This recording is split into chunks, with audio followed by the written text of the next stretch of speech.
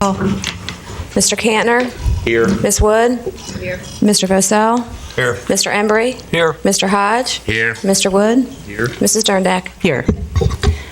Before we get to our official agenda here, I'd like to take a moment to remember Bill Jordan, who was briefly with us on the commission. Sadly, he only made one meeting before his passing. And if we could all just take a moment of silence to remember Bill.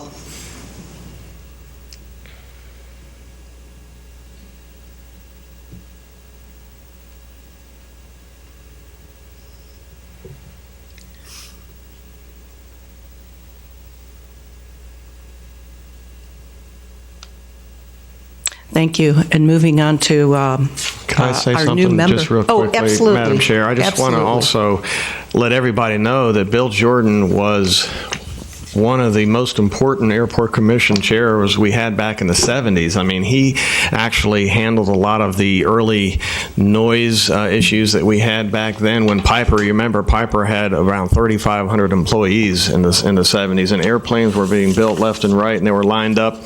And Bill really was instrumental in some of the regulations and the rules that we follow even today at the airport, including the minimum standards that were set up back that far ago that have lasted and have been so stable that they've worked well for that many years. Bill also served as the mayor for the City of Vero Beach, so he was really instrumental. We were sorry to see him pass, and I just hope that all of us will remember him as we go forward. Thank you. Also, I would like to introduce our newest commission member, Dick Cantner. And if you'd like to just tell us a little bit about yourself. Good morning, fellow board members, visitors, guests. My name is Dick Cantner. I'm a lifelong resident of Florida for 8 years. I came from Pennsylvania, so I'm kind of new on the block. My background is kind of standard, not a lot of excitement. I spent 20 years in a $400 million specialty steel company, high temp alloys, titanium, up in PA. And 2 years before I retired in '88, I decided I wanted to go into business for myself. So I borrowed $500,000, started my first 3 companies, '88, got bored in '98, started 2 more companies. I came down here in '05 to help my brother run his company for a few years. I am currently working with the Small Business Development Center at Indian River State College as a certified business analyst, certified business continuity professional, certified global business professional. I love my work, I love my job, I'm single, and usually flying alone. And speaking about flying, when no one was looking, I snuck in 11 years in the United States military. And very, very proud of that. My family started in 1863. First Lieutenant Levi Cantner was at Gettysburg. He was killed. World War I, my grandfather, Uncle Fred, infantry captains. World War II, my father flew.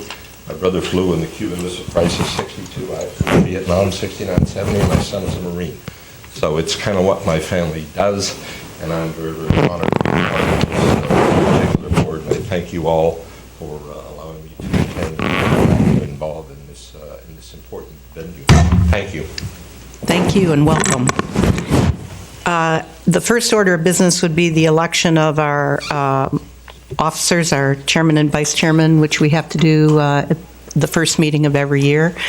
So, Chairman, do I have any nominations for chairman? I nominate you, Barbara. Second. All in favor? Any comments or other nominations? You got more experience than anyone. Move by acclamation. You do a great job, and we appreciate it. I think you should continue. Well, thank you. All right, I will. I appreciate your support and confidence in my abilities and interest in serving the City of Vero Beach. So thank you very much. And I need Vice Chairman. Do we have nominations for Vice Chair? You can select a volunteer. Skip, you're Vice Chair I am. currently. I'll take I, it. Somebody wants I'm happy to nominate Skip for Vice Chair. I'll By second that. acclamation. All in favor? You All guys right. will get yours. I know you will. All right, thank you. Approval of the minutes from October 3rd, 2013. Do we have any comments or additions?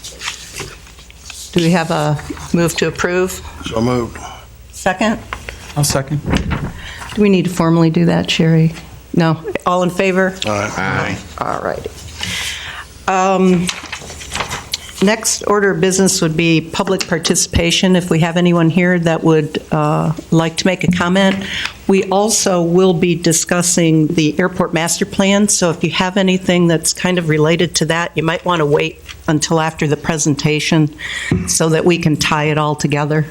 Because I know we're really proud of the fact that the FAA is letting us do a business plan. This is the first time the FAA has ever supported. They like the word sustainability, and we're always into the airside sustainability, environmental sustainability, and I really pushed for economic sustainability, which seems to be paramount to whether we can support the airport without the aid of the general fund, which we are one of only 25% of general aviation airports that does not require funding from our sponsor, which our sponsor being the City of Vero Beach. So our staff should be very proud of that, and we're very proud of the way you guys take care of everything. So is there any public participation, or we're waiting till after the presentation? Okay, perfect. New business. Let's move to Recondo and Associates and their presentation about where we are so far in the master plan.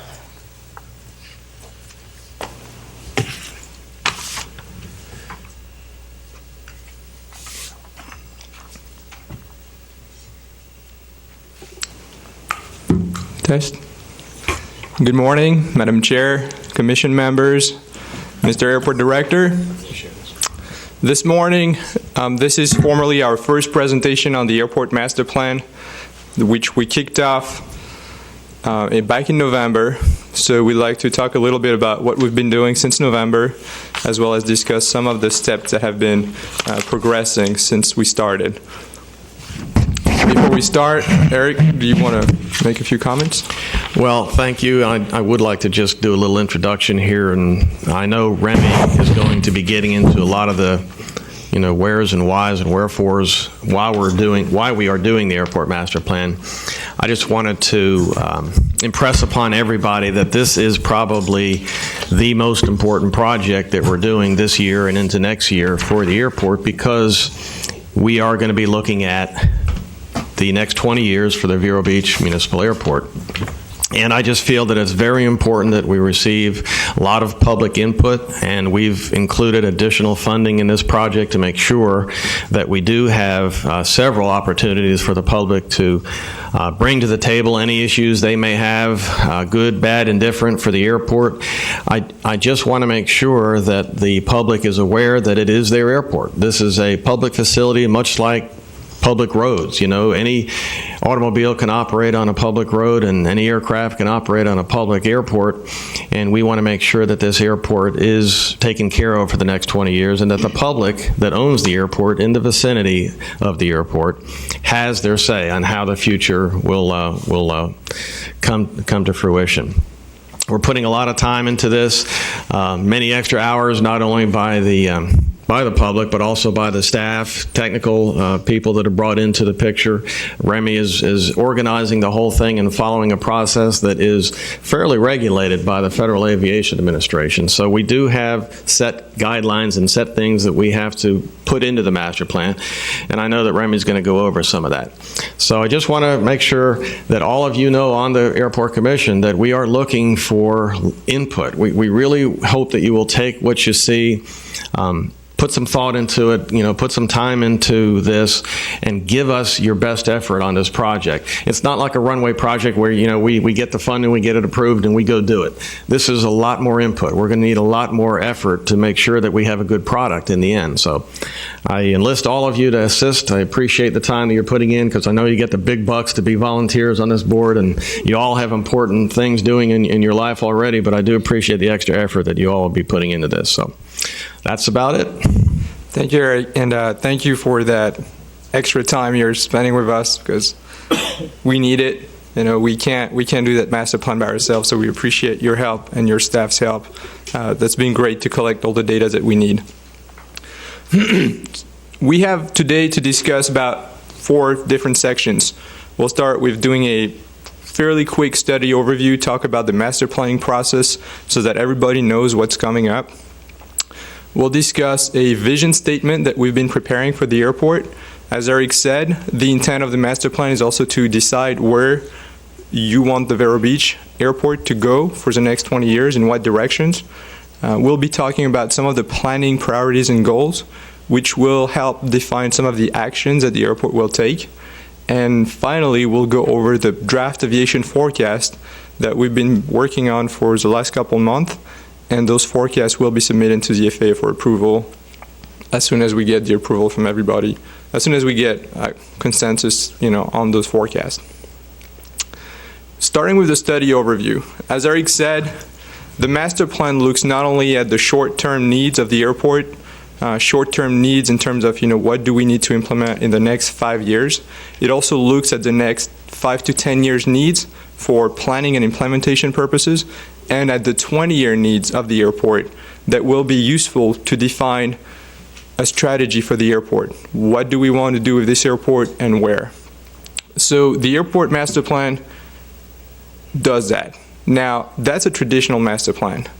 The Vero Beach master plan has been augmented.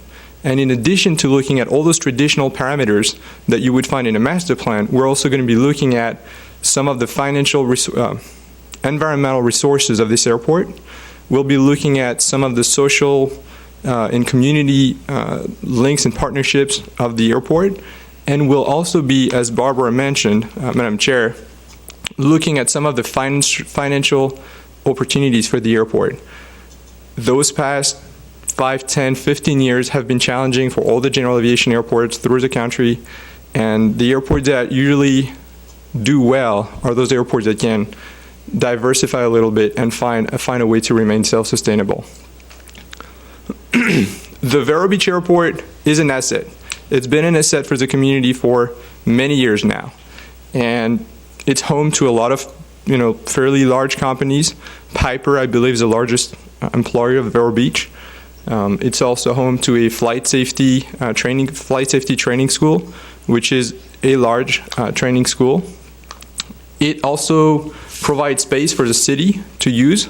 There's currently public works, T&D, electrical T&D, water and sewer facilities, and more importantly, the airport for the region is important.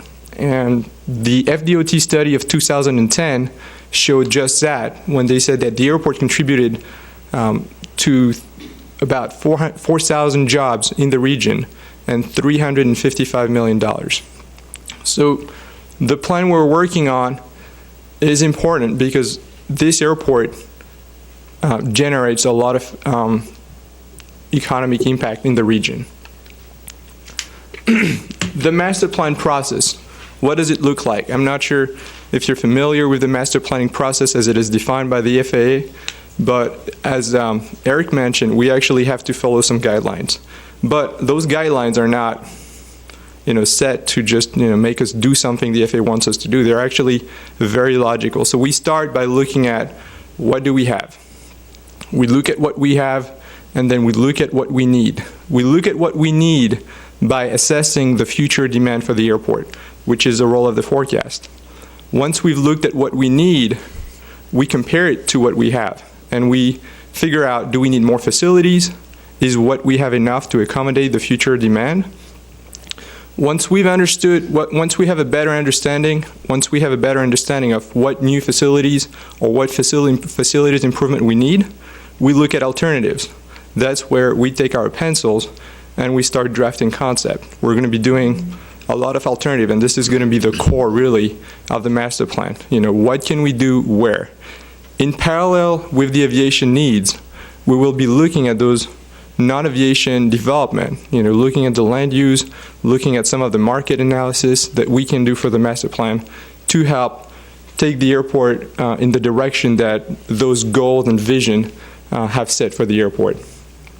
Of all those alternatives, we will work with the advisory panel, with the airport staff, with the commission to select one or maybe two preferred alternatives that will be those alternatives that we work towards implementing, that the airport works towards implementing in the future. The FAA has the environmental considerations as one step in the master plan. Really, it's not. The FAA wants us to look at environmental impact all along the master plan. It starts right when we start at existing conditions, where we do look at environmental resources. And it goes all the way to the end when we select the preferred concept and when we analyze the impact of that preferred concept on the environment. Once we've selected a preferred concept, we will make sure that it is financially feasible, that it can be implemented from an environmental standpoint, from an economic standpoint. And finally, we will put this on a plan. We will update the airport layout plan for the Vero Beach Airport. The FAA involvement throughout the process is going to be at 2 points. One is going to be to approve the aviation forecast, and the second one will be to approve the ALP at the end of the study. So please, if you have any questions. Yes, In please. regards to that FAA review and approval, you've been through this before. Yes. About how long does it take them to respond as far as our putting this all together, because they're pretty slow? I will not comment on that, but they do have specific time period to respond that are part of the contract between them and us. It's 45 days to review and approve the forecast. So keep in mind that review might, say, hey, we need to update, something. If we need to update something, that 45 days gets extended. But usually 45 days are pretty good, especially here. We work with the Orlando local office, and they're usually good at staying within their timelines. For the final ALP, this is a little longer. This is about 3 months. Now, this is more complicated too because it's a paper ALP, so we have to send 20 sets of 15 sheets, and those go to Orlando, they go to DC, they go to Atlanta. So that takes 3 months, but typically we try to work with the FAA before we submit everything so that when we submit the final product, there is no surprise, and they know what to expect. We do have those time review periods in the schedule of the master plan, so this should by no means delay us in our effort. Well, this is a schedule I was just talking about. So you see that today, activity forecast, we're about 1/3 into those forecasts, and really the last 2/3 is that 45-day review period by the FAA.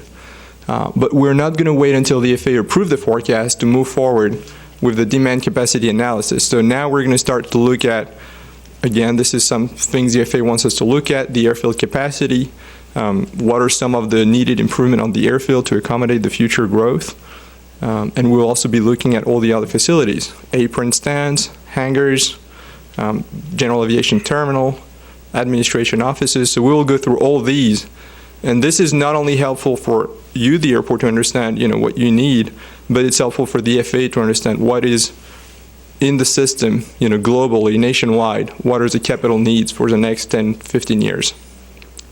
So next step, we're going to start very soon in the next couple of weeks on those demand capacity analysis and requirements. And just a little bit staggered, we will start looking at the business opportunities and development concepts. This is going to be the foundation to move forward with creating a business plan to try to look at some of the land uses that would be desirable around the airport and where. So this is coming up. Those next two items are going to be very important, and obviously you can see that item number 4 is going to be about 6 months overall. We're going to go through, as I said, doing the market analysis and then reviewing those analysis with the advisory panel, with the airport staff, with the commission, and we will be developing concept to kind of give you an idea of this is what it means on paper. Is it doable? Is it not doable? As it is, the schedule is expecting the master plan to end around mid-2015. So, you're going to see us for a few more months, but hopefully beyond mid-2015, we'll have a good plan for the airport staff. Public involvement, Eric mentioned it. One of the key items we wanted to make sure that master plan addressed was to not leave the public out of the discussion. So to do that, we've been doing a few things. First, we held a visioning meeting on December 17th. That was in the community center. and we had about 45 people attending, which was pretty good. They were able, we split down, we broke down those people into 3 groups, and we went to a list of different ideas regarding environmental resources, economic opportunities for the airport, and community relationships. So this was, people were generally happy. They gave us a lot of good feedback, and they had a lot of great ideas for the airport.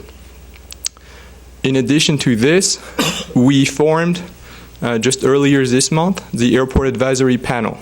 The Airport Advisory Panel is going to be a group of about 8 to 10 people, and they will be giving us ideas and helping us review materials for the master plan.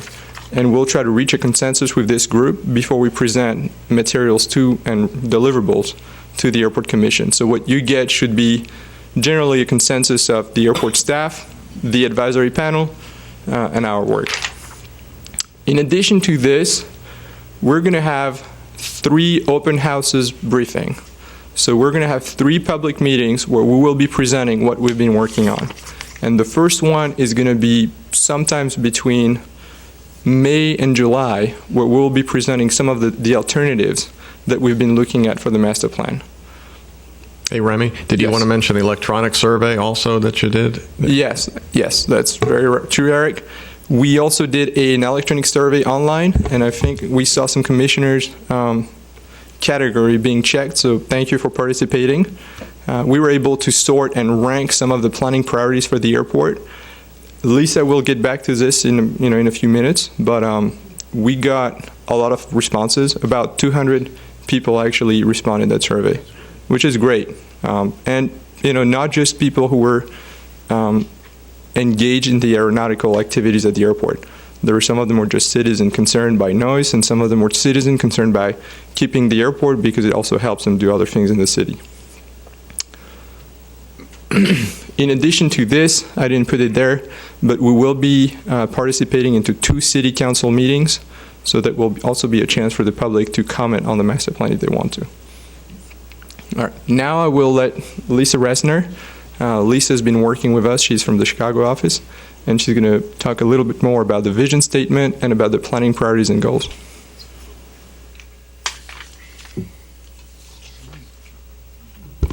Good morning. Morning. As Remy mentioned, I'm going to talk through the collaborative process that we followed to start drafting a vision statement for the master plan and also start setting some goals for the master plan. So when we're talking about a vision statement, what we're trying to capture in the vision statement, let me move my notes here, are getting an idea, kind of articulating that picture of where the airport sees itself or envisions itself in 20 years. Again, the master planning horizon is a 20-year look ahead, and so we're trying to get that picture. What is the airport going to look like in 20 years? We also want to inspire, motivate, kind of the planning process, as well as recognize the stakeholders who are important to the airport. We'll take a quick minute and just talk about the difference between a vision statement and a mission statement. A vision statement, again, is that future idea, picture articulated of what you want to look like, whereas a mission is more of a day-to-day, how do we operate the airport within the community. You can read on your screen right here. This is the airport, the existing airport mission statement with which Eric's staff has recently developed. It recognizes that the purpose of the airport being a safe and efficient facility for both commercial and non-commercial users, and also the idea is for the airport asset to fit within the goals, of the community, enhance the community or the quality of life in the community. So to develop a vision statement for the master plan, we did work with airport stakeholders. We set up a little brainstorming process where we asked folks to articulate their ideas of what the airport, how the airport currently serves in the community, fits in the airport, as well as what they'd like to see for the airport in the future. After we generated this big list of ideas, we asked folks to vote so we can see which ideas really resonated with the group we worked with. And you can see the voting was by small stickers, so you can see there's a couple of phrases that really sort of resonated with the group, kind of around the economic, industrial type concepts, as well as pilot-friendly. Do you see that on the future, you see Jetsons? That was an interesting discussion because we were talking about things like flying cars, which are actually being developed as we speak, drones, unmanned aerial vehicles that are out there. So when we're looking for the next 20 years, we got to keep remembering we're not just talking about what we have now. We're trying to think ahead, given some of the technological innovation that is happening, and it's pretty logarithmic. So when you see that Jetsons, that's what was all being talked about. This is not John Jetsons. No. You can see we had fun during the process. Yeah. So coming out of that process, we then worked with AirXF. We took all these ideas from the airport stakeholders, worked with the airport staff, and crafted this draft vision statement. Again, trying to articulate the idea that the airport desires to be a vibrant member of the community, forward-looking, kind of that Jetsons concept, but primarily serving the aeronautical needs of our community, but also serving as that kind of economic contributor, as well as doing that within the context of the historic and natural heritage of Vero Beach. So that is the draft vision statement, and I would do you want to take some time to any look that comments over? at this point? Yep. The mission statement that we saw earlier has actually been around for many years and has withstood the test of time. And this is the vision statement, which is new, and I think Lisa kind of showed the difference between the two. The mission statement is what we have been day-to-day using as our operating mission statement. And that's actually in the budget statement that every year we present to the city council through the city manager. And that has worked very well for a lot of years. Actually, it was there when I got to the airport 22 years ago. So it's not something that is really recent. Now, the vision statement you're looking at now is new and will not replace the mission statement. It's hoped that it would enhance the vision statement. Is that pretty correct? It enhances it. It gives us a little bit more guidance for the master planning process. So this helps us think about when we're looking 20 years in the future. What do you guys envision for the airport, and how do we kind of make our process and our calculations and analyses? And if I could just give a little insight at how this vision statement was developed, it was a teleconference with Ricondo team and Todd Shear, my assistant director, and myself. Yep. There's what we came up with. Yep. But that's why we're here. We don't want to say, hey, this is what we're doing, just live with it. We're trying to get input to see how you like what we've come up with. And then move forward, because this is what we'll be guiding. I mean, it's just a statement of words. I understand that, but we try to include words that would encompass pretty broad vision and yet still be specific enough that we would see that, for example, we didn't put a vibrant, forward-looking general aviation airport. We left out general aviation for the specific reason that we might get commercial service at the airport in the future. This is a 20-year window. So, and we at first did have general aviation in there, but we were saying, well, let's just open it up. We want to close any doors per se. Yeah, and that's a great example of. We had many iterations of this statement and kept wordsmithing it and questioning, every phrase that we had in there. So that general aviation was a very thoughtful process as we developed this. I don't know. There's just a lot of things we can talk about, but maybe it's best to keep moving forward. I just want you all to try to get involved here and to see what's involved, to see what's a part of it, because there's just so much thought that goes into this. But I don't want to be the one that maybe left something out. I mean, if there's something that I'm not catching or that we're not catching here, we definitely want to know about it. And hopefully, as we go forward, you'll see things that maybe, hey, we should have thought of that. Does anybody have any comments or questions about this? I see two areas that might be worthwhile. The word education. And maybe even military. Suppose the National Guard, an Air National Guard, would like to be a tenant of the airport at some point. Would that be worthwhile to put in it? I mean, just some ideas. We don't want to limit ourselves in any way, and it certainly would help economically. Mm-hmm. Yeah, I think the military concept can fit in with the statement as is. We could specifically call it out, but again, we don't want to be either too. We don't want to be so specific that we're naming specific, certain segments of activity that could Yeah, the materialize, but aeronautical we needs want to of leave our it open. community is broad. I mean, I have Yeah. to say, that's pretty broad, and that does cover a lot, but it also doesn't eliminate anything. I mean, we can go just about anywhere with that.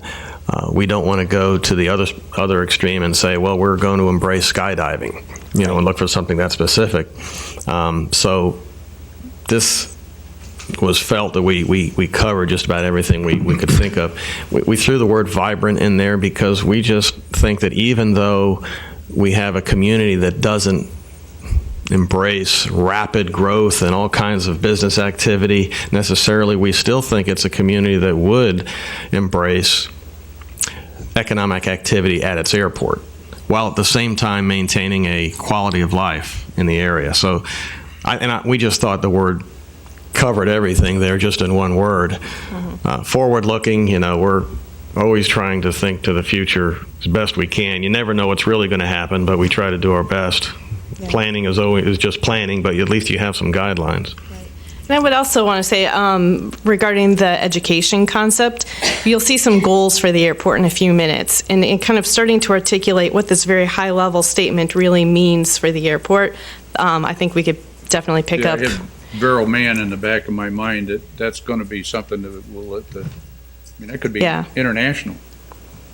Absolutely. I think the statement pretty much covers the three sections that we're dealing with: the air side with your aeronautical needs, growth of the local economy, which is our planning project for the future of all this property that we have available, and historic and natural heritage covers probably things like Vero Man, our environment, et cetera, which I believe are the three main components of what we're looking at in this master plan. So. They are, yes. And also, wasn't this vision statement reviewed by the advisory panel, and they agreed that this would be something to go forward with? They did, yes. So. They endorsed it. And I just want to commend you for someone like myself who drafts letters and documents all day long and reads and rereads and revises them to make sure that the intent is conveyed to the recipient. I think this is brilliant. I mean, it's short, sweet, to the point, but yet all-encompassing and non-exclusive. Thank you. A lot of credit goes to the airport staff. They did a great job. Statement, Bob. No, I'm not running for anything. All right, no more comments. All right. Let's just stop there. I like that. That's a good thing. All right. Ending on a good note, we will now move on to master planning goals. Remy did mention earlier, we went through, we did an online survey. What we wanted to do was poll all segments of the community stakeholders for the airport on what are those things that we should really be focusing on and considering in the planning process. And there were over 200 responses to the online survey. We did look at different segments. We looked at responses from the commission, we looked at responses from airport tenants, and we actually found great consistency, no matter how we split the pie. I believe over half of the responses were from the public, from the general community. They also aligned with kind of the city staff and commission and different business splits of the pie. What we did was we then grouped these priority statements along lines of community, economic, and aviation, kind of driving the real planning process for the aviation-specific facilities at the airport, and then energy and the environment. And we took these ideas out to the public in a visioning statement or visioning meeting, got lots of ideas for actions that the airport can take to improve performance or kind of improve what they're doing along these different priorities.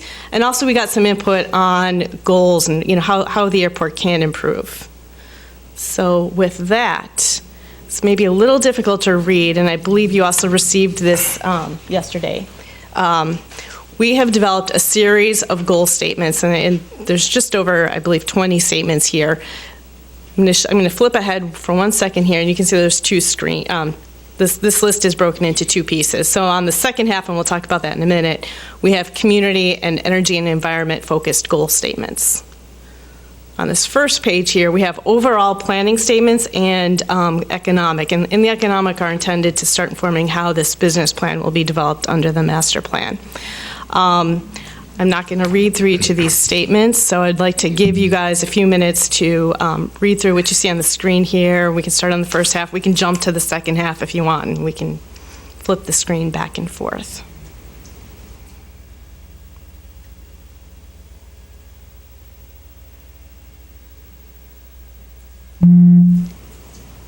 These statements were developed in the context of what we heard from the community, but then really, again, working with the airport staff and figuring out how to best interpret community input, where the airport sees or where the airport staff sees the airport evolving in the future.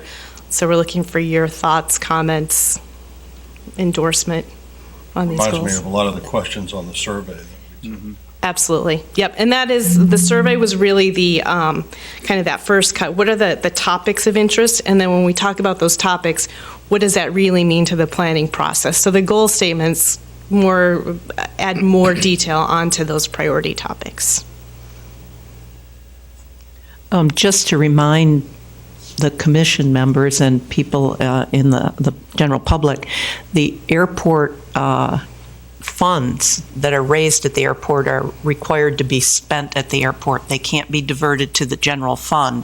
So it's very important that we look to the future of how we can develop our property successfully so that we can maintain our ability to pay for ourselves. So that's just a reminder that when we're talking about this property development, it's of utmost importance to the economic sustainability of the airport.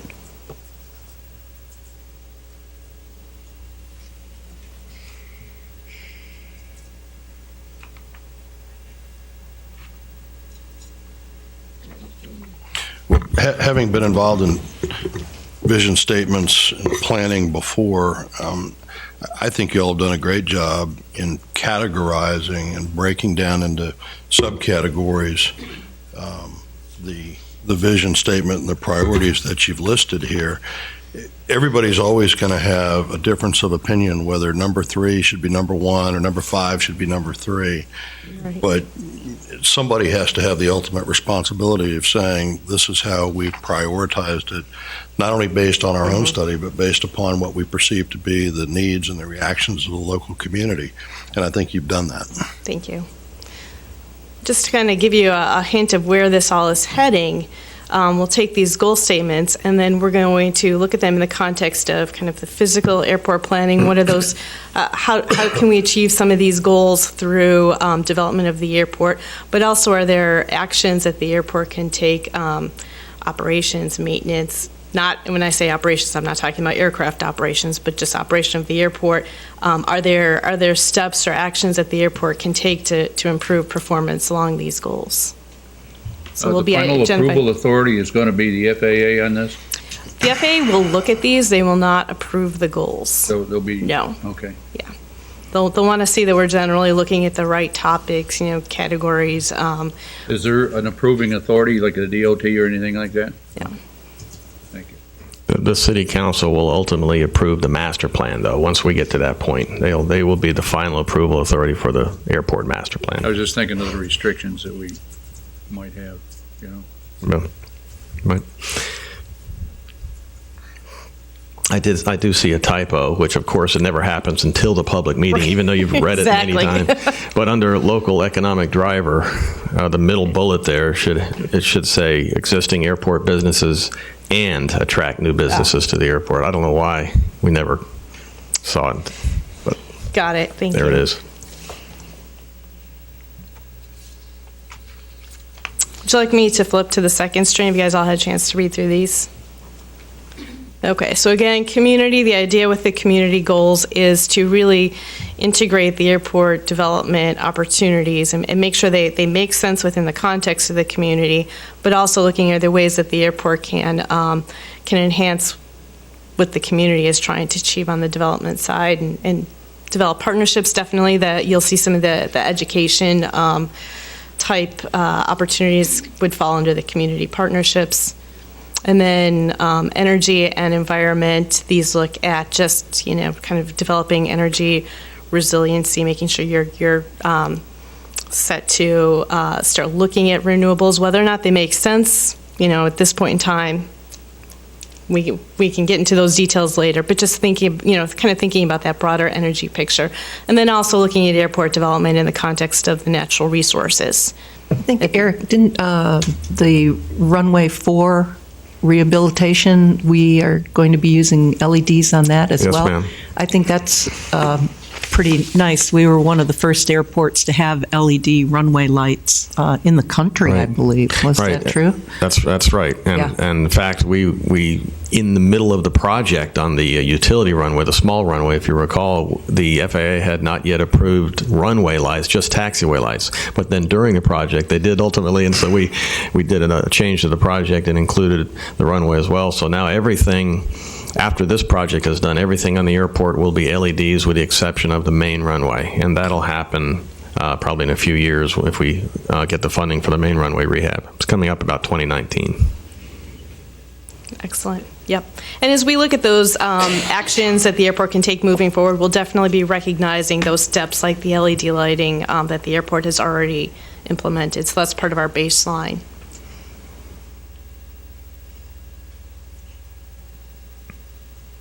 Any other comments?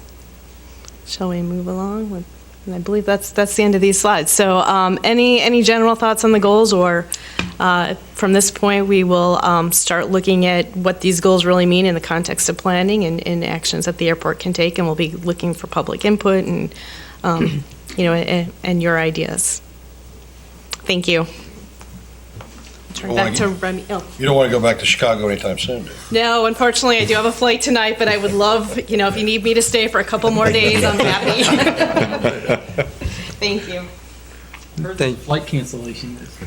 Nice. Really certain. Actually, that just happened last time, so let's not jinx it. Thank you, Lisa. Just to come back quickly on those goals, the intent is not for the airport and us to work on goals that don't make sense from a financial implementation standpoint. With each goal, there's a benefit cost analysis. The LEDs, in addition to being low consumption, they reduce the amount of maintenance you got to do on them. So this is a great example of making sure we're not pushing an innovation that's going to add a burden on the airport staff in the long term. Next step is going to be to look at the aviation activity forecast. So I'll just give you, first of all, just so that everybody's on the same page. Those are forecasts for master planning purposes. They're not budgeting forecast. We don't look at the next 2-3 years and we try to come up with a very tight budget forecast to see if we can implement a project. This is really more to look at the long-term growth of activity at the airport that we will be able to use as a reference when looking at what type of facilities do we need to look at, to make sure that the potential aviation demand can be met at the airport. So the forecast will be off, and I'll show you the previous forecast. I will not claim that we're going to get this one right, but it's going to give us an idea. It is realistic. It is pretty much in line with what some of the big aircraft manufacturers are saying, some of what the smaller aircraft manufacturers are saying. Now, what's going to happen at this airport, we don't know. What's going to happen to general aviation over 20 years? There could be electric aircraft, there could be flying cars. But at least we're trying to develop a baseline to understand what facilities Vero Beach needs. From a process standpoint, the process of developing forecasts is what you would expect. We look at historical data, then we look at what have been some of the patterns. Has it been going up and down? We also look at what are the influencing factors. Influencing factors can be national, based on how the economy is doing. They could be local. They could be regional. We're the state of Florida. We're not the state of Wisconsin. For aviation, it means a lot.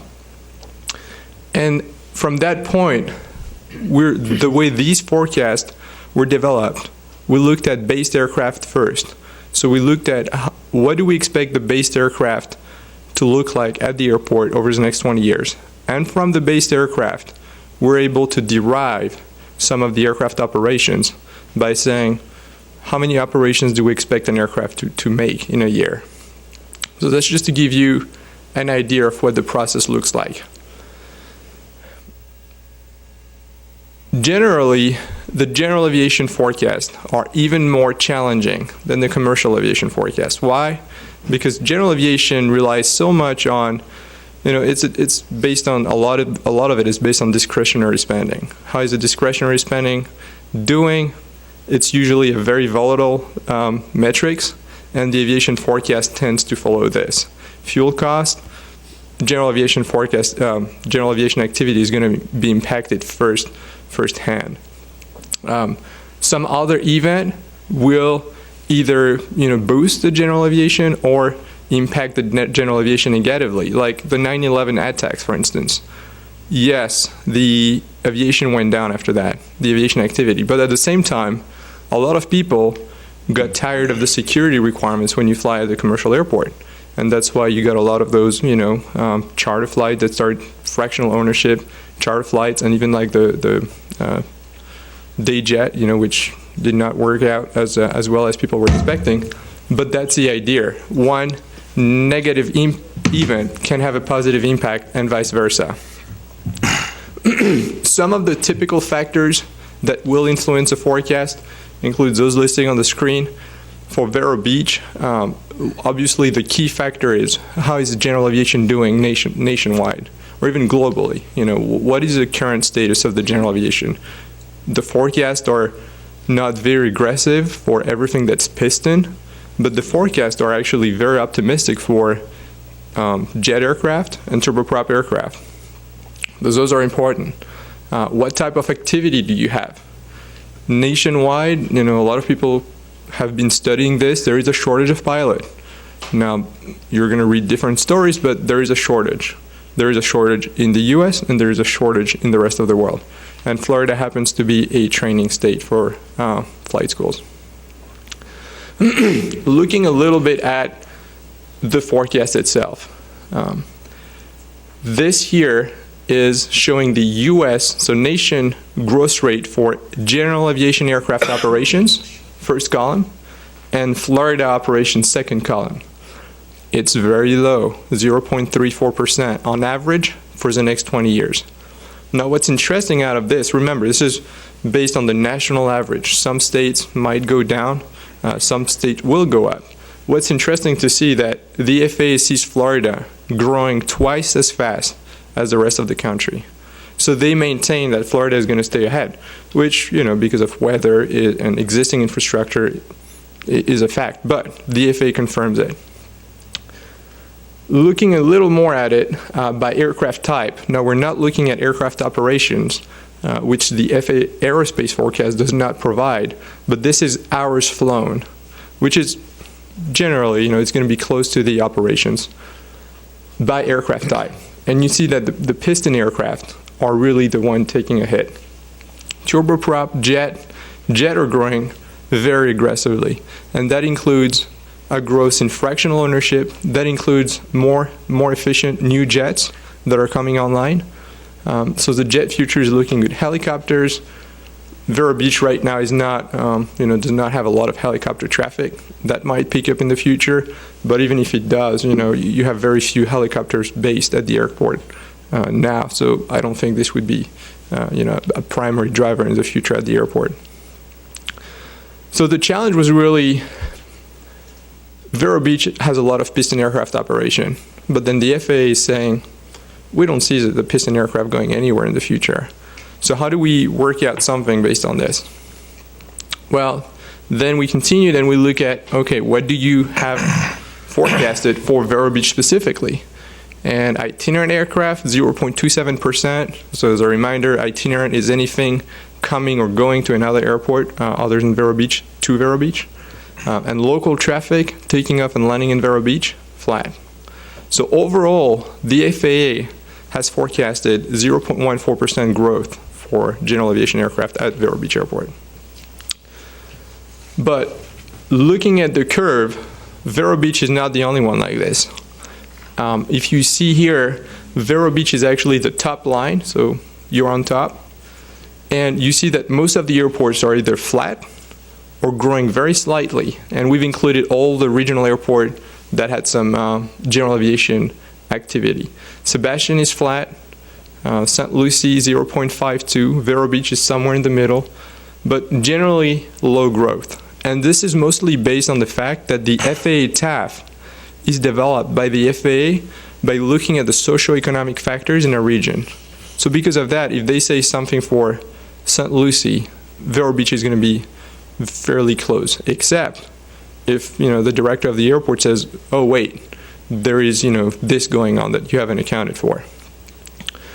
Well, in this case, we're looking at the numbers, and we said Vero Beach does have some local influencing factors that some of those other airports do not have.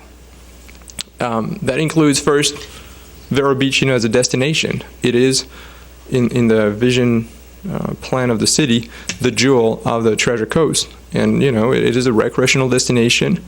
And with the economy nationwide doing better, it means more traffic coming to Vero Beach as a destination. Training activity. As we talked about, there's a pilot shortage. It is really hard to quantify how many pilots will be trained at Vero Beach. It is a lot easier to look at it from assistance standpoint, but generally the shortage is growing at 2.4% per year. So it means ideally you would want to train the existing shortage plus capture that shortage that's growing every year. So even if you grow at 2.4% a year for your training, you're still not going to make up the difference, the shortage that exists today. You're just going to not prevent that shortage from getting bigger. So there is a big need for pilots in the US and in the rest of the world. The good news is that at Vero Beach, you have some structures already in place to accommodate it. And we've put flight safety here as an example. They're not the only one. So if there is a need and if there is a demand, you have some structures in place, some runway capacity, some bus, city connectivity that would allow training to happen at this airport. When meeting with the public and with the advisory panel, which, they are our local experts, they mentioned also that we should look at real estate because real estate is an indicator of how the economy is doing in Vero Beach. It is hard to estimate how the real estate is going to grow. However, we've seen clearly looking at the chart that it bottomed down back in 2012, and ever since, the average home sales have been going up and the prices have been going up fairly consistently. So at least for now, we can say that the outlook is positive. And talking with the advisory panel chair, Jay Berklew, he confirmed that. So we're trying to get some numbers, but generally it is positive. Aviation growth in Florida, we talked about it. It is strong, and the FAA expect that to continue like this. The population, it's interesting. The Indian River County population is actually expected to grow twice as fast as the average Florida population. And this is based on the Bureau of Economic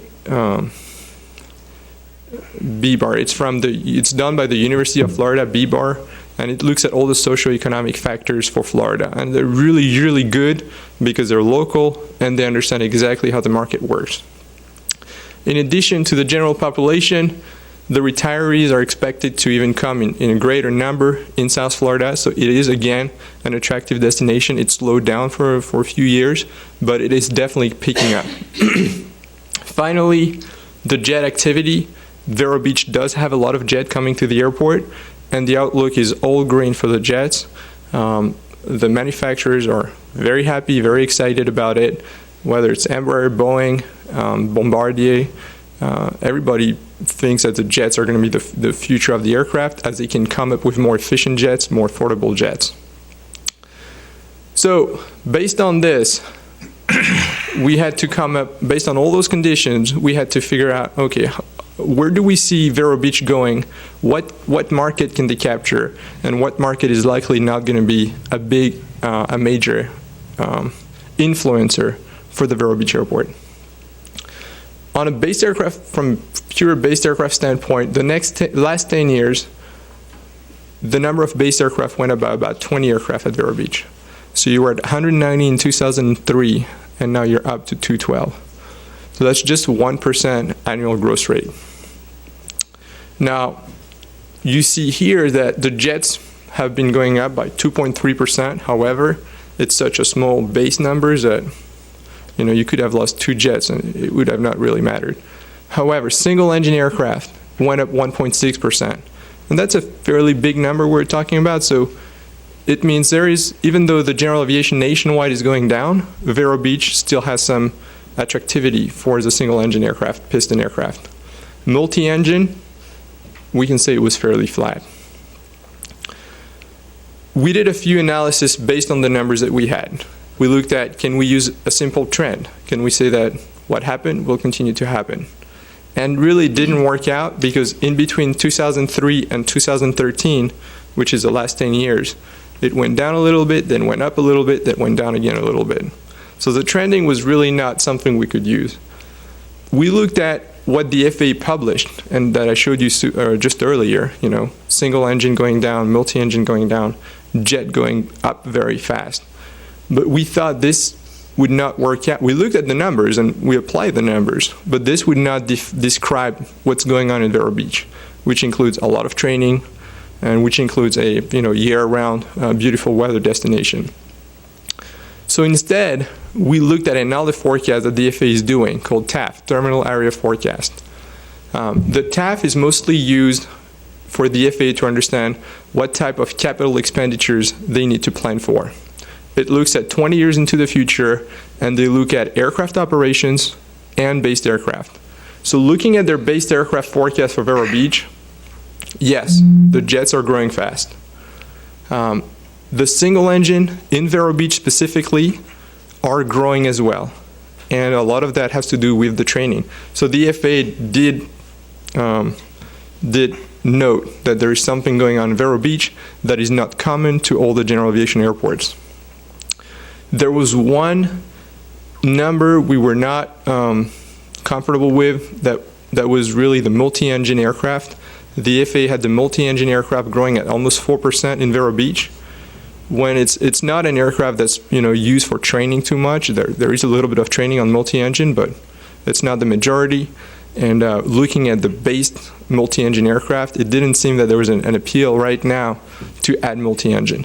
So instead of keeping the 4% that the FAA had, we reduced that to the 2%, which is the same as single engine, which is still more aggressive than what the FAA forecast nationwide. Oops. And this is what the forecast looked like based on those numbers. Helicopters, we assume those would be flat. There might be a few more, a few less. Jets, those are based aircraft jets. Again, they're not jet operations. So we assume the jets would continue to grow at a very healthy 3% annual growth rate. Single engine, this is really the big number, not because of the growth rate, but because of the existing number of single engine aircraft at Vero Beach. That would go from 154 to 227. So roughly an additional 70 aircraft over 20 years. Multi-engine, as I said, multi-engine, we use the base, we applied a 2% growth rate, and that's 20 aircraft over 20 years, so maybe one additional multi-engine per year. Some of those multi-engines can be used for training. Some of those multi-engines could be used for recreational pilots. Overall, that's an increase of about 100 aircraft over the planning horizon of 20 years. We have a growth rate of 2%, and that's for the local traffic mostly. So if I'd like to give you an opportunity to say if you have any concerns with some of those numbers that might be too aggressive. Yes, please. Yeah, Remy, when it comes to the increase in jets and the decrease in multi-engines, I have a conflict because all of the jets are multi-engine. That's a good point. I just wanted to keep an open mind on that. It is the way the FAA defines it. When they say multi-engine, they mean piston multi-engine, and I should have noted it here. Single-engine multi-engine are for piston, and then the FAA categorize either turboprops and jet in the same category, or they just do turboprop and jets. But they keep those two separate from the piston aircraft. So, but you're correct. Eric, historically, what's the how many planes have been based at the airport? Have we had anywhere near this in the past? Are we at a high level now? Or Well, what we are now is 2013. The 2013 line item is where we are right now. And is that high, normal? That's 212.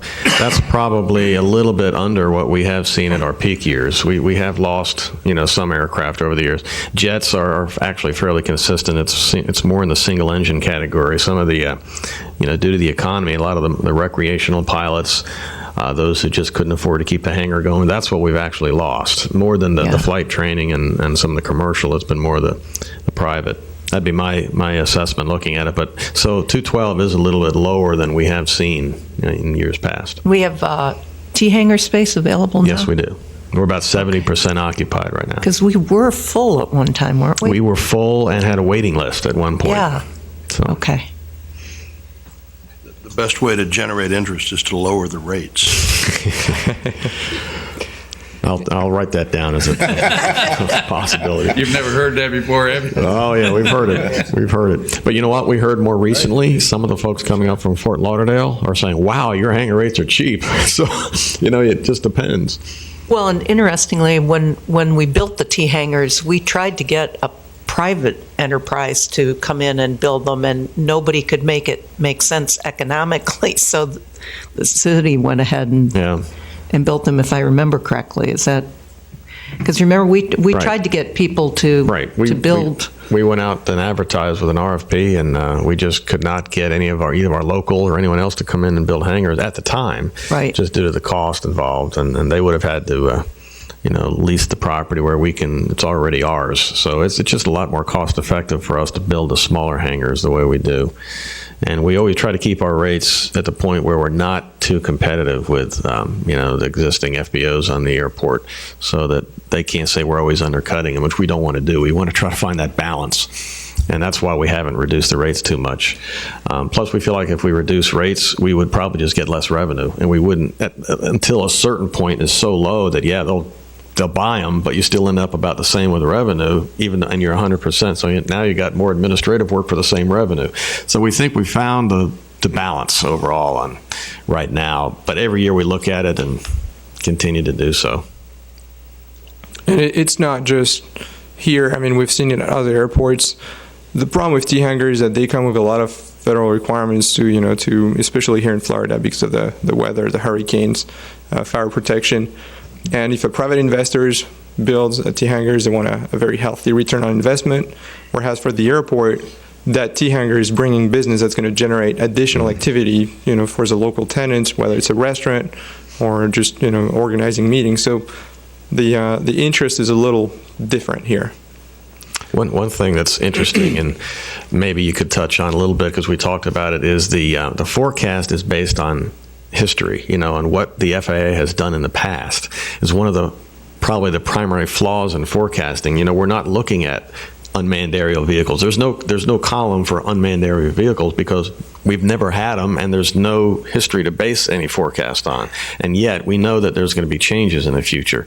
So Remy, I think, and Rakonda have done a great job in doing the best we can to come up with a forecast just on the history of what we've seen and our best guess at what the future can bring. And that's the idea too. When you do a master plan forecast, you always want to be a little more aggressive because the forecast does not guarantee the airport any funding. So the FAA can approve that forecast at 2%, but then if next year Eric goes to Orlando and says, I need funding to build additional taxiways because I'm going to build more T-hangars, the FAA is going to say, no, you don't need them. So the forecast does not, handcuff the FAA in funding any project. However, it is good for the airport so that you can protect different areas of the airport for aviation uses if you need them in the future. And we don't know what the future is going to be. Vero Beach could be a drone test site. And, I don't know if that would be possible or not, but there are drones, there are flying cars. There's plenty of things over the next 20 years that we haven't seen coming. So at least if you've protected some space for aviation uses, you won't be scrambling to, building out the space between the two parallel runways to squeeze some facilities because other areas have been sold or anything. So that's the idea behind the master planning forecast. We want to do something realistic, but we also don't want to be too conservative and not plan for anything. And I'll show you why in a second when we get to the operations. So from this forecast, then we started to say, all right, how is this going to impact the operations, both local operations and itinerant operations? The reason we need the based aircraft, as Eric mentioned, is to understand what type of facilities you need on the ground and how much apron you need. The reason we looked at the aircraft operation is to estimate the capacity of the airport. Depending on the type of aircraft you have flying, depending on the type of activity you have, whether it's training or just itinerant, this is going to reduce or increase the capacity of the airport. The fact that we're looking at operations is also important because we won't tell Eric, you got to build this in 2020.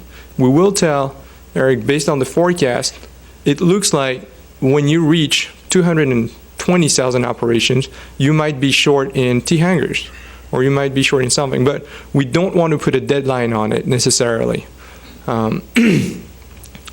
Obviously, that will help us size future facilities as well, and the forecast will be used, the operations forecast will be used to support the implementation plan as well as a reference. This is a very, very interesting graph, I think. That graph shows you in blue bars the historical number of operations, aircraft operations at Vero Beach, all the way from 1989 to 2013, which we just got last month from Eric. The green bar, the first bar going way back very high, that's the 1991 master plan. You see that they finished that master plan right before a major drop in operations and unpredictable events, as we said. So they were forecasting the airport to go as high as 470,000 operations, and that was the 90s. In 2000, a second master plan was done, and that's a purple bar, the purple line that you see heading just in between all the graphs. That started at about 220,000, and they had a forecast to go all the way to 320,000 operations a year. And you could see that for the past 5-6 years, or actually that's what, maybe 10 years, there was some support for that type of forecast. There was a slight growth in the operations, and 2 years after that forecast, 9/11 hit, the economy, we had a small recession. Again, the general aviation went down. The general aviation is the first one to take the hit usually when the economy goes down. The orange forecast, which is a one before last, is actually the FDOT forecast from 2012. So you see that's a first change. Originally, all the forecasts had a growth of about approximately 1.6% for the aircraft operations. FDOT was one of the first ones to taper it down to 1.2%. And they said maybe 1.2% is more realistic. And then the last bar, there is actually a flat line there, which is kind of purple, reddish, crimson. And that's the latest TAF. So you see that you've seen a lot. I don't know if you've seen everything, but in terms of forecast, we've covered a lot. For me to say that you'll probably be between the most aggressive and the least aggressive is probably a fair statement. Now, what we did from that is we said, all right, so we don't know what's going to happen to the operations tomorrow, but we do need to work with something. The FAA has 3 methodologies that they like people to use. However, those methodologies were mostly crafted for the commercial airports, and general aviation airports are a little trickier to forecast. Trend analysis, we talked about it. Can you look at the last 10 years and get a number from it? When you look at those last 10 years, it's fairly hard to see a trend. Now, I didn't point it before, but you see on that chart that 2013 was a very nice rebound in operation for the airport. That was about 20% year over year, I think, Eric. So then we looked at the market share analysis. The market share analysis consists in saying, well, can we say that Vero Beach represent 1% of the Florida operations, and say that whatever the Florida is going to be doing, Vero Beach is going to be tracking the Florida growth rate. And again, we didn't think this was right because some airports in Florida don't do any activity training. Some airports in Florida are not on the coast and do not support some recreational traffic. So we thought we can't just say that Vero Beach is going to grow like the rest of Florida. And finally, linear regression analysis.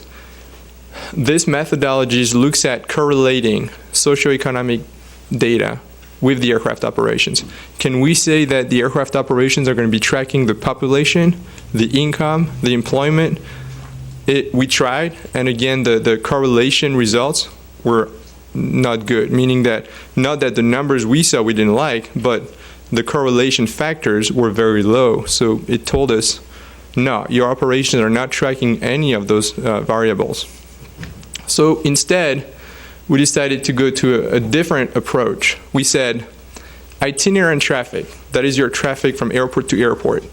We thought the FAA has a fairly good idea of what that traffic is going to look like because it's based on how the economy is doing, and we talked about it, the jet activity coming from all over the country to come to Vero Beach.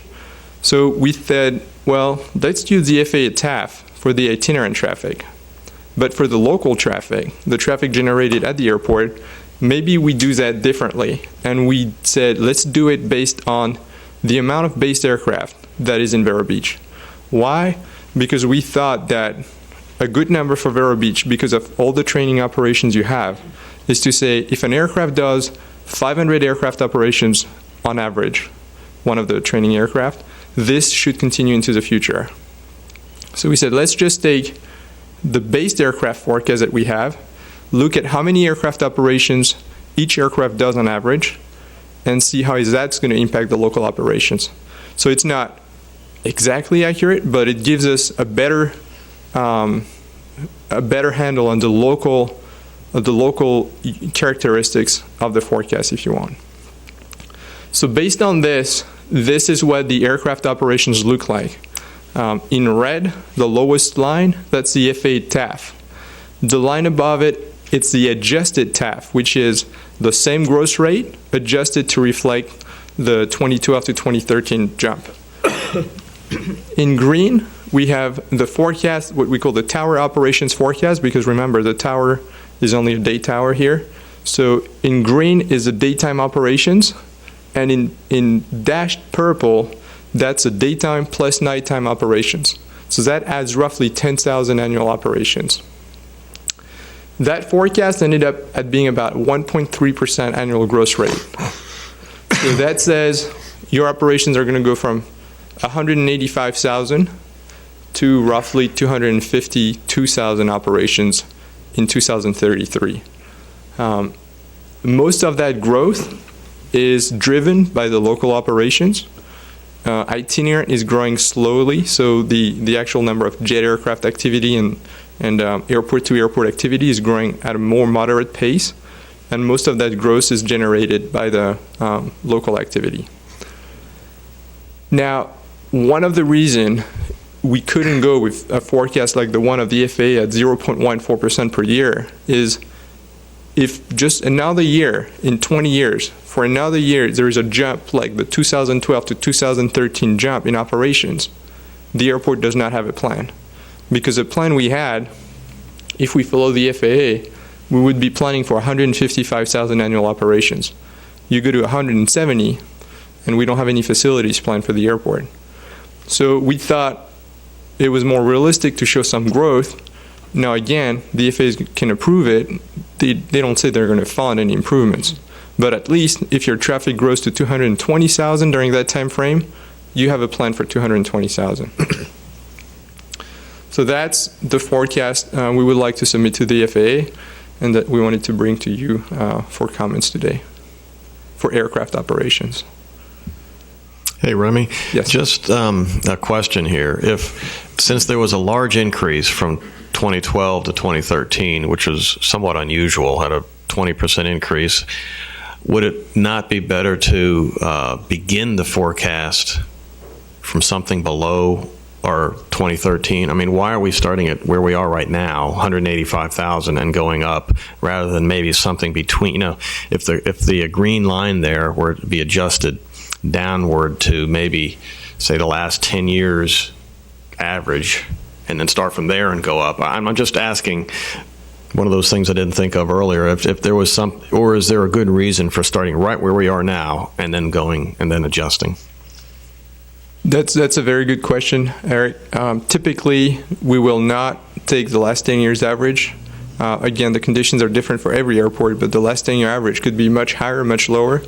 We could look at the last 2, 3, 4, 5 years average, but again, we didn't get a sense that you were going to get a drop. It didn't seem that this year was exceptional by any means. It's not like a new flight school opened on the airport, or there was a temporary activity from a yearly contract.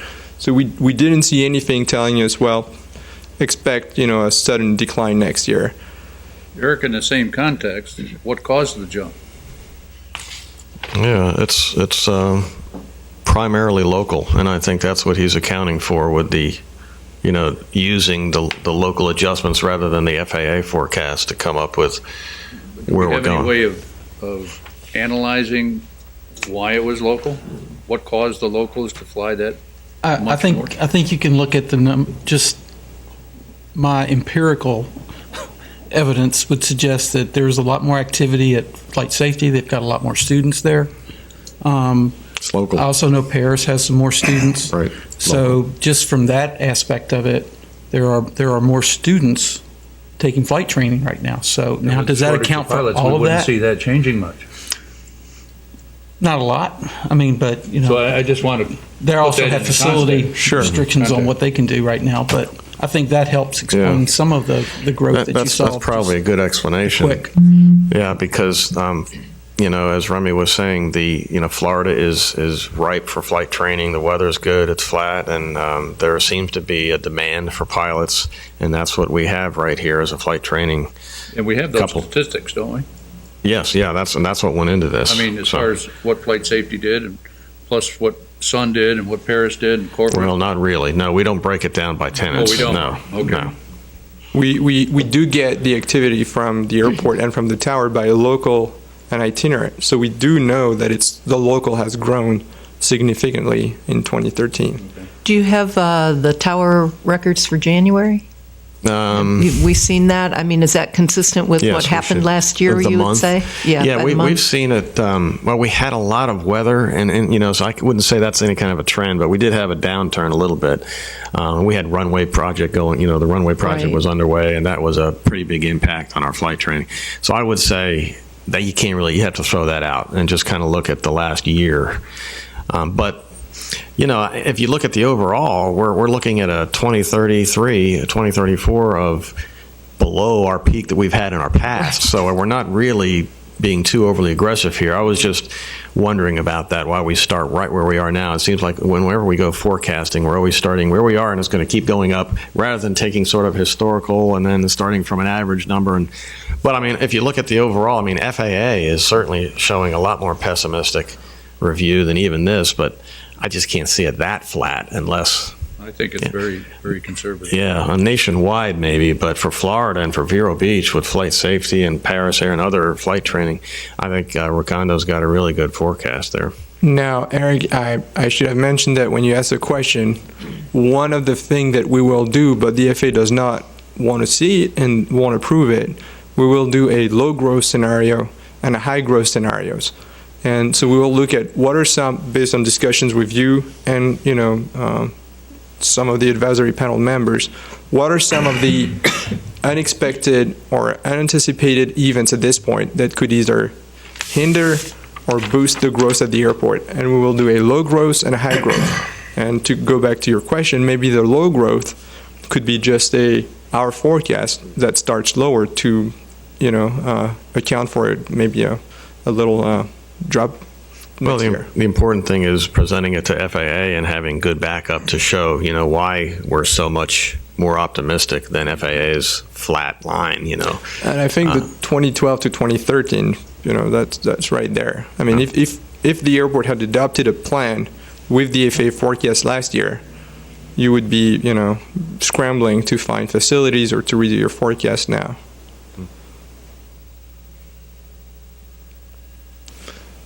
I mean, as Eric said, this is not the maximum number of operations this airport has seen. So we're forecasting for 2035. You actually had more operations with the same runways, right? The same 4 runways. Back before the 90s. Sorry. Back before the 90s, we had a record 260. A lot of it was flight training then too. And then, of course, the recession of the 90s really hit us, and then it started to come back, and then 9/11 happened. So it's been up and down. But yeah, our peak has been recorded at close to 260 before these lines are shown here. And so even we're looking at 20 years from now, finally getting back to our peak year. So it seems pretty realistic. So that's the forecast we would like to submit to the FAA for approval. They will have 45 days to give us comments. We will likely have to, have a conference call with them to go over why are we higher than the TAF. The FAA, because again, if the FAA wants to change the forecast numbers, they're going to want to be able to back it up. So that's why we'll go over our assumptions. And we'll say this is the trends for the Vero Beach Airport. If they want us to lower the growth rate, we can do that. But again, 1.3% is not very aggressive, especially considering that Vero Beach only has 4 based jet aircraft, but in terms of operations, the jets actually represent a lot more than 4 out of 200, which is 2%. The jets are more going to be in the 10 to 20% of all the aircraft operations at the airport. Yeah, and this is also following our philosophy that we've followed for years, and that is to not aggressively pursue development at the airport. If I wanted to go to 9 base jets, we could probably house them pretty easily if we built hangars and then leased out hangars, because people that come to the airport usually would love to have a hangar ready to go for their jet. But usually we say, look, here's the land, you build your own hangar, we'll rent you the land. That's a less aggressive approach than being speculative and building some hangars. So I think Recondo has taken the forecast and say the City of Vero Beach is not going to change their philosophy there. We're not going to go out and pursue grant funding to build hangars of some average size that we think would rent, except on the smaller. I mean, we've got the T-hangar facilities, we leave that, but I'm talking corporate hangar type size. Because 2 things. One, we're not sure that the hangars will lease, and we don't know exactly what size to build them. And secondly, we don't want to compete with existing businesses at the airport that do that same thing. So this, again, meets our same philosophy in the forecast projection. So I believe this ends the presentation. The next step for us is going to be to submit those. I showed you the project schedule a little earlier.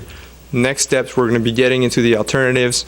We're going to be getting into, working with the advisory panel members who are, again, the local experts on what are the business development needs, what are some of the implementation issues we could meet, and what are some of the environmental things we need to be careful about. You have plenty of the aquifer wells on the airport and all those that we need to make sure we protect.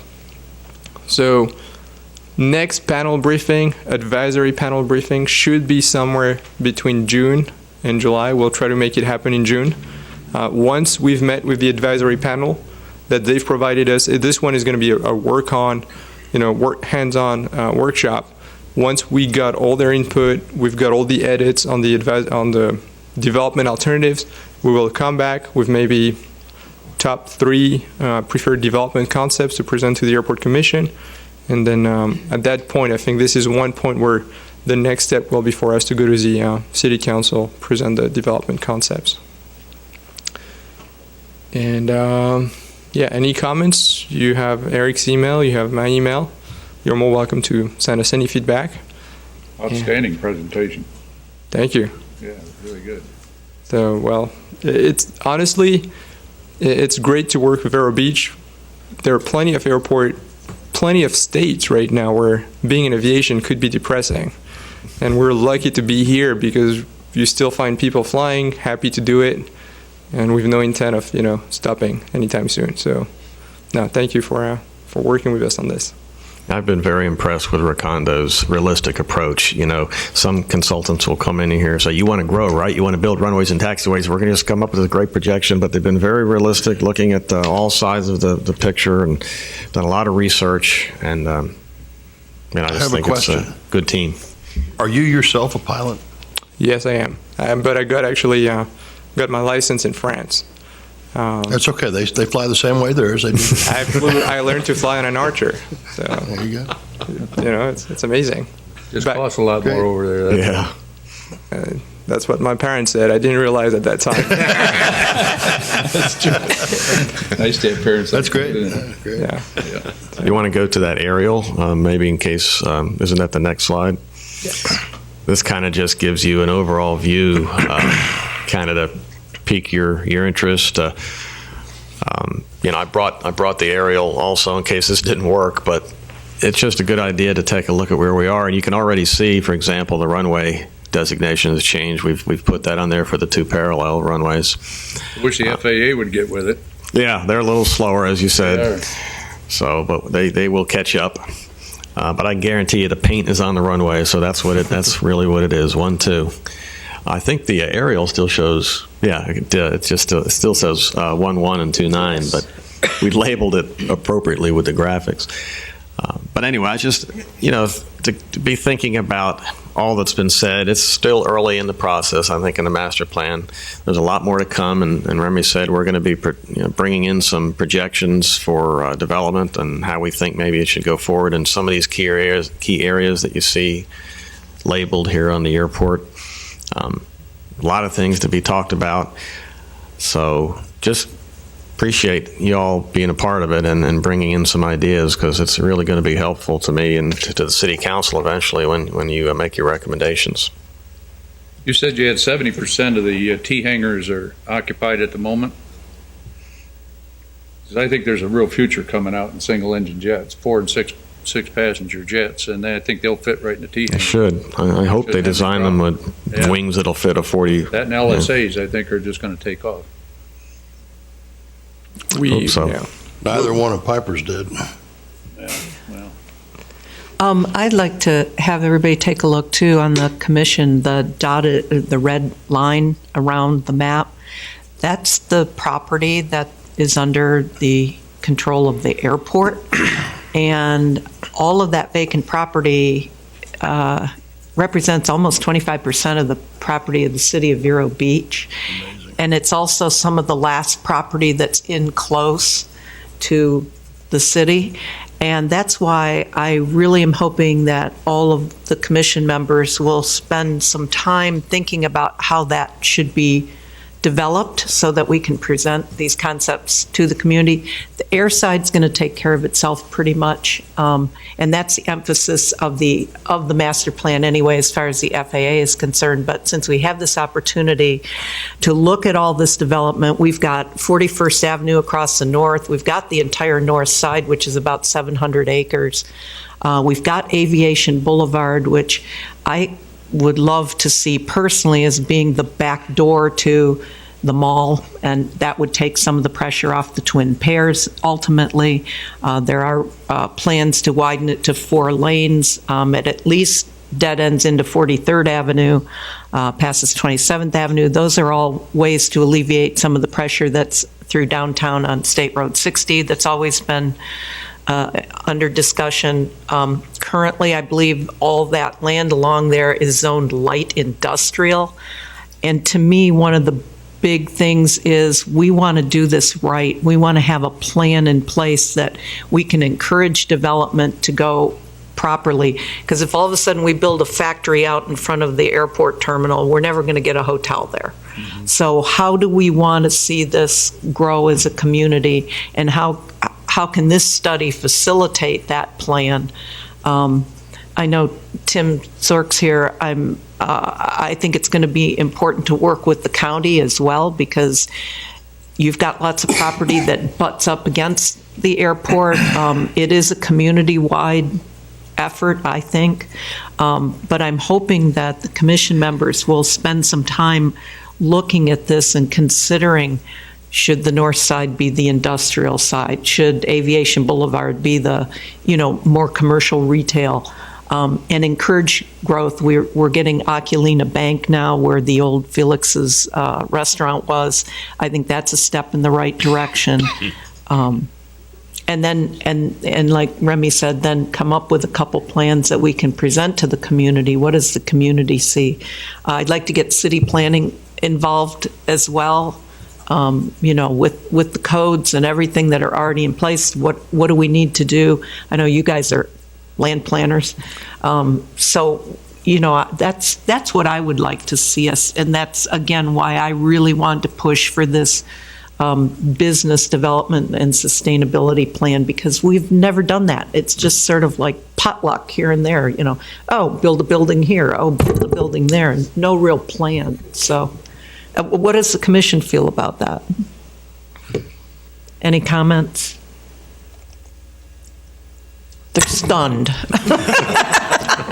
No, but it requires some serious thought. Yes. Yes. I think that's a super idea, Barb. My job at the college and the Small Business Development Center is to be creating jobs, helping folks start new companies, along with helping existing companies grow. And the name of the game with our organization is to create jobs. And of course, we all know by creating jobs what that does to any local economy. So that's kind of what the scorecard is that we use in the Small Business Development Center, looking at all of that land and thinking, especially north and west of the airport, that could be utilized, developed. Creating jobs, generating revenue for the airport, virtually for the city. It's just a great idea. And boy, I'm all for that 100%. Yeah, anything I can do, please ask. And the airport doesn't want to be the developer. We just want to have the framework available that would encourage people to come in and say, oh, look, there's a plan. So if I build this retail center here, I'm going to be able to make it because there's not going to be a big factory next door to me or something. We also have the sports village, historic Dodger Town. Is there a possibility we could get another training group back? If we lay this out properly and we have a retail commercial center, would that be attractive for people to come and consider spring training again in Vero Beach? I know Eric's had the idea of loving to see old Dodger Pines golf course turned back into a golf course, which would help protect the airport from residential development that it's currently zoned for, and putting in a convention center, because I've had people tell me there's really no large-scale convention center space in our county. Would that be attractive? Would that bring people in? Karen Deagle was here, and I think she was going to talk about making the bus station permanently on the airport property, which goes towards our being an intermodal facility.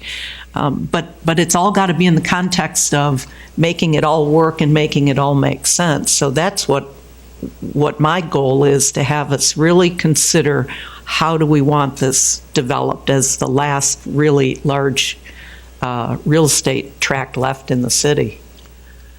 And I think we heard you when we were doing the scoping, and Eric has been very strong about this axis of development as well. We have meetings that we will meet with Tim McGarry. So hopefully he can bring in, if he wants to, he can bring the city transit people to talk about those public transportation avenues.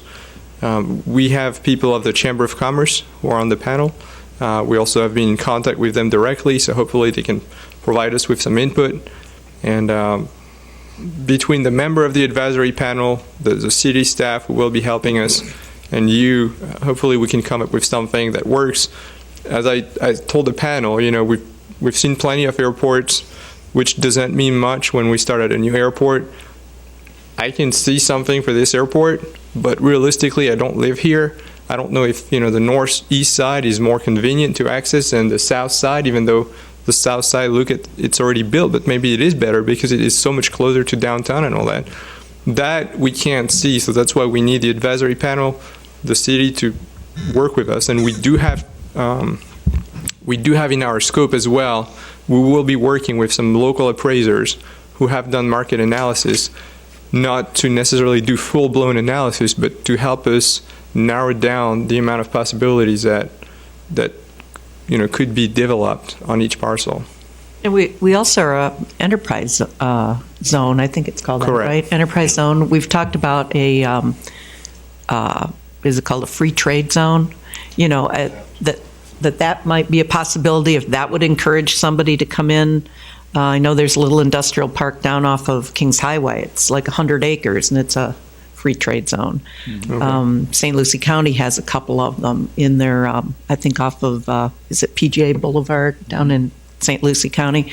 If that's something that would help us attract businesses as well. So all these are things that I think we all need to think about so that we can really start talking about it and get this going in the right direction.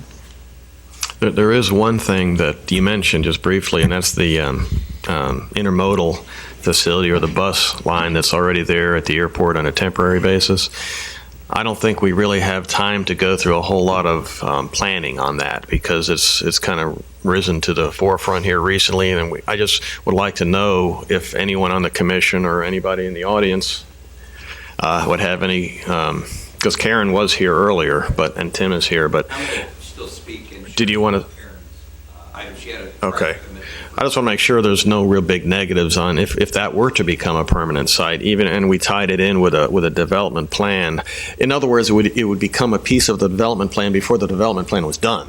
So it's the kind of thing we'd want to design it and plan for it such that it would fit into a future plan, but we don't really have time to wait for the master plan to be completed to begin to talk about it. So, and we don't have that many airport commission meetings, so I just wanted to make sure if there's any comments or concerns about that would be voiced. I thought it had already been decided that the transfer station was going to be at the old post office facility. It will go that way if this doesn't happen. I think there's been some thought lately, though, that with the design of that site, it might be beneficial to stay where they are because of the size of the buses they use and the compact area. But I guess if Karen or Tim want to talk about that later, that's up to all how you want. I just want to make sure I don't start going in some direction that step on any toes with the airport commission or.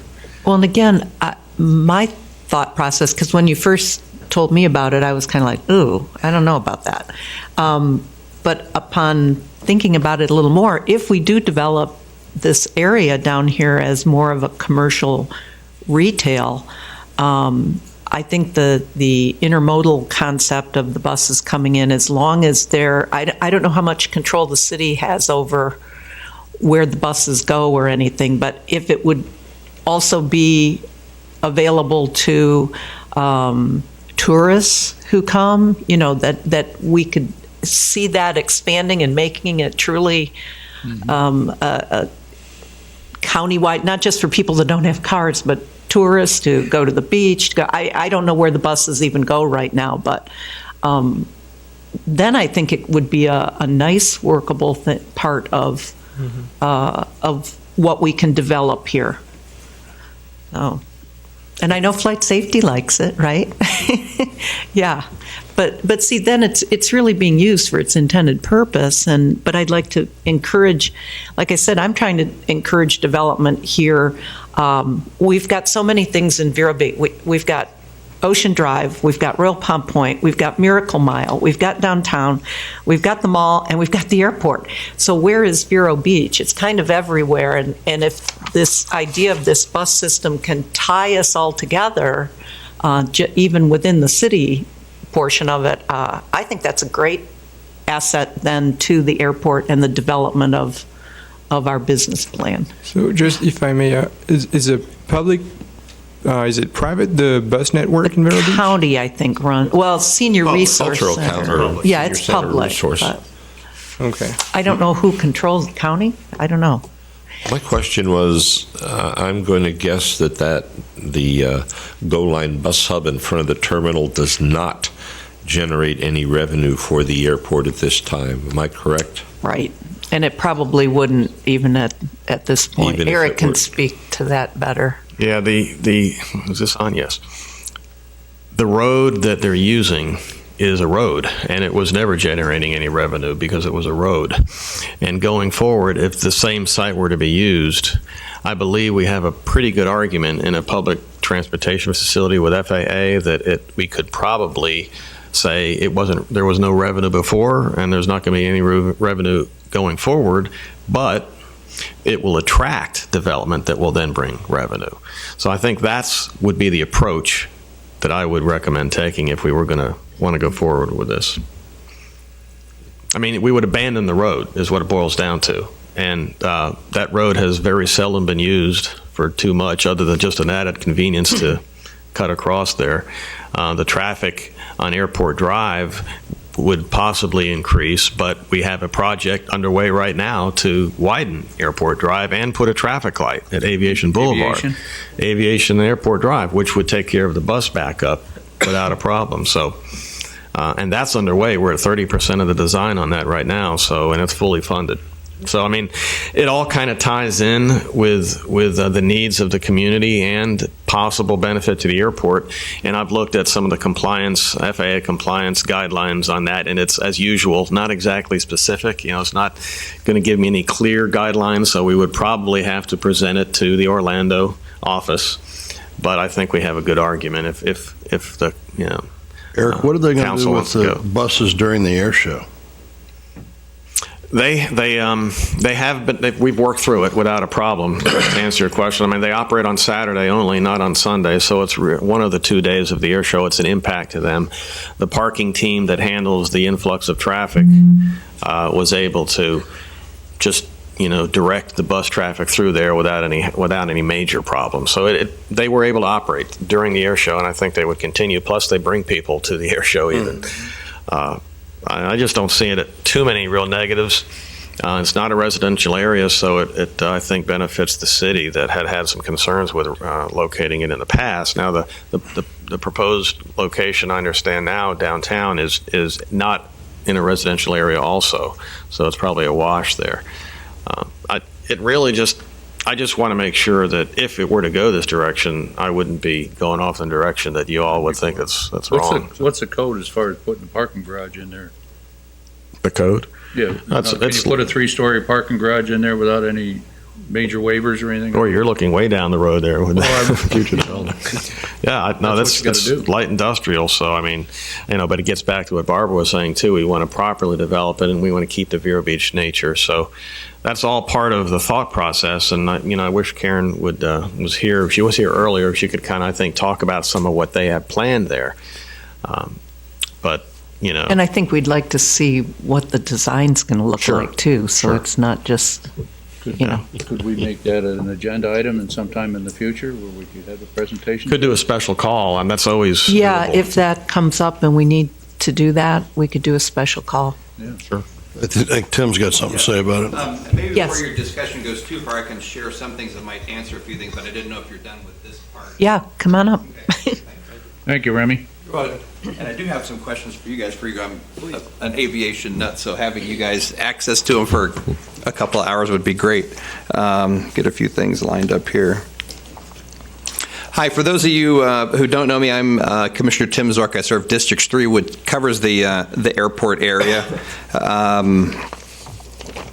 A little bit of background about myself and my personal interest in aviation. Born and raised here in Vero Beach. Grew up watching the Eastern Airlines come and go and take off, starting at probably, I think I can remember at age 3 or 4, going out there standing along the fence, where I now stand with my kids 2 or 3 afternoons a week watching planes come and go. And also a prior business owner and operator at the airport. A number of years back, I sold out my operations to flight safety, but I've always kept a keen interest in flying. I'm a million-mile-plus traveler. I designate myself as, people say, are you a pilot? And I say, no, I'm a professional passenger. And I like to go places, but I don't want to be the one in charge of flying things. I'm a frequent visitor of Eric's office, and also going back to his predecessor, to Bill Sherry's days. So I've been very interested in things going on at the airport. Just kind of a little bit of a short history lesson. The city, or the county, through GoLine and Senior Resources, currently has a piece of property worked out with the City of Vero Beach, directly adjacent to the railroad tracks on 17th Street. Just recently, the county secured through an RFP process the design, engineer, and architect for that project. As they've started to move forward, when the grant was originally applied for about 4 years ago, All Aboard Florida and its 32 rail crossings a day wasn't on the horizon. Obviously, 32 closings a day, even if it's only for 2.5 minutes, has significant complications when you have a site that's entrance is only about 150 feet or so back from the crossing. If you look at the traffic flows on 17th Street, every time the crossing arms go down greater than about 1 minute 45 seconds, the cars will back up past the entry site to the to the current site that they've been looking at. As a backup for that, they said, well, we can build another road to come out to Old Dixie to alleviate when the train's blocking this area to go out the back way. The only problem is the grant, which we have as a $1.1 million grant for capital construction improvements, can only go to the footprint of where the buses would load and unload. It won't pay for the new back entrance and exit road, and that's without costing that out, and the cost of buying right-of-way could be $150,000, which is not in the budget for senior resources to build a road to get a backup site. The third thing, 4 years ago when we applied for the grant, we hadn't moved into the large Gillick-sized buses, which same ones they use at Disney and other places. They're much larger. The passengers love them. We surpassed 1.1 million riders last year on the GO Line bus system. And when they use the term rider, if somebody gets on in Fellsmere and comes to the hub and changes and ends up at the hospital, that's counted as 2 trips, but that's an industry-wide, nationwide counting process of how you count travelers on your system. I think in comparison, St. Lucie County is about twice, not quite twice our size, but their bus ridership using the same counting method is about 700,000. So we move a lot more people on public transit than our community adjacent to us to the south. So the larger buses are great, and we have, I think, 2 more coming in next year. This site was originally footprinted for the 26-foot buses that we have. So we have 3 constraints that have kind of come up. The railroad crossings 32 times a day plus the freight crossings. Then we have buses that are larger than what the original footprint was designed for. And third, the cost of having a backup alternate site. And when I saw this last week, and then also saw that you guys were meeting today, I was like, maybe it's a time to bring up, I think it's responsible to look at a Plan B option as the negatives start adding up on this site, to look at a Plan B area. And then I went and visited with Eric, also visited with Nancy, had some discussions with some other airport tenants just to see what the feel and the mood was. One thing that a permanent facility would have that will be in, and some things that I'm going to actively pursue to be put into the process, but obviously it would have handicap accessible restrooms with child-friendly diaper changing stations after going through recent years of that. Those are, you always look for those type of convenience items. Secured bicycle parking areas, ADA cold water drinking fountains, and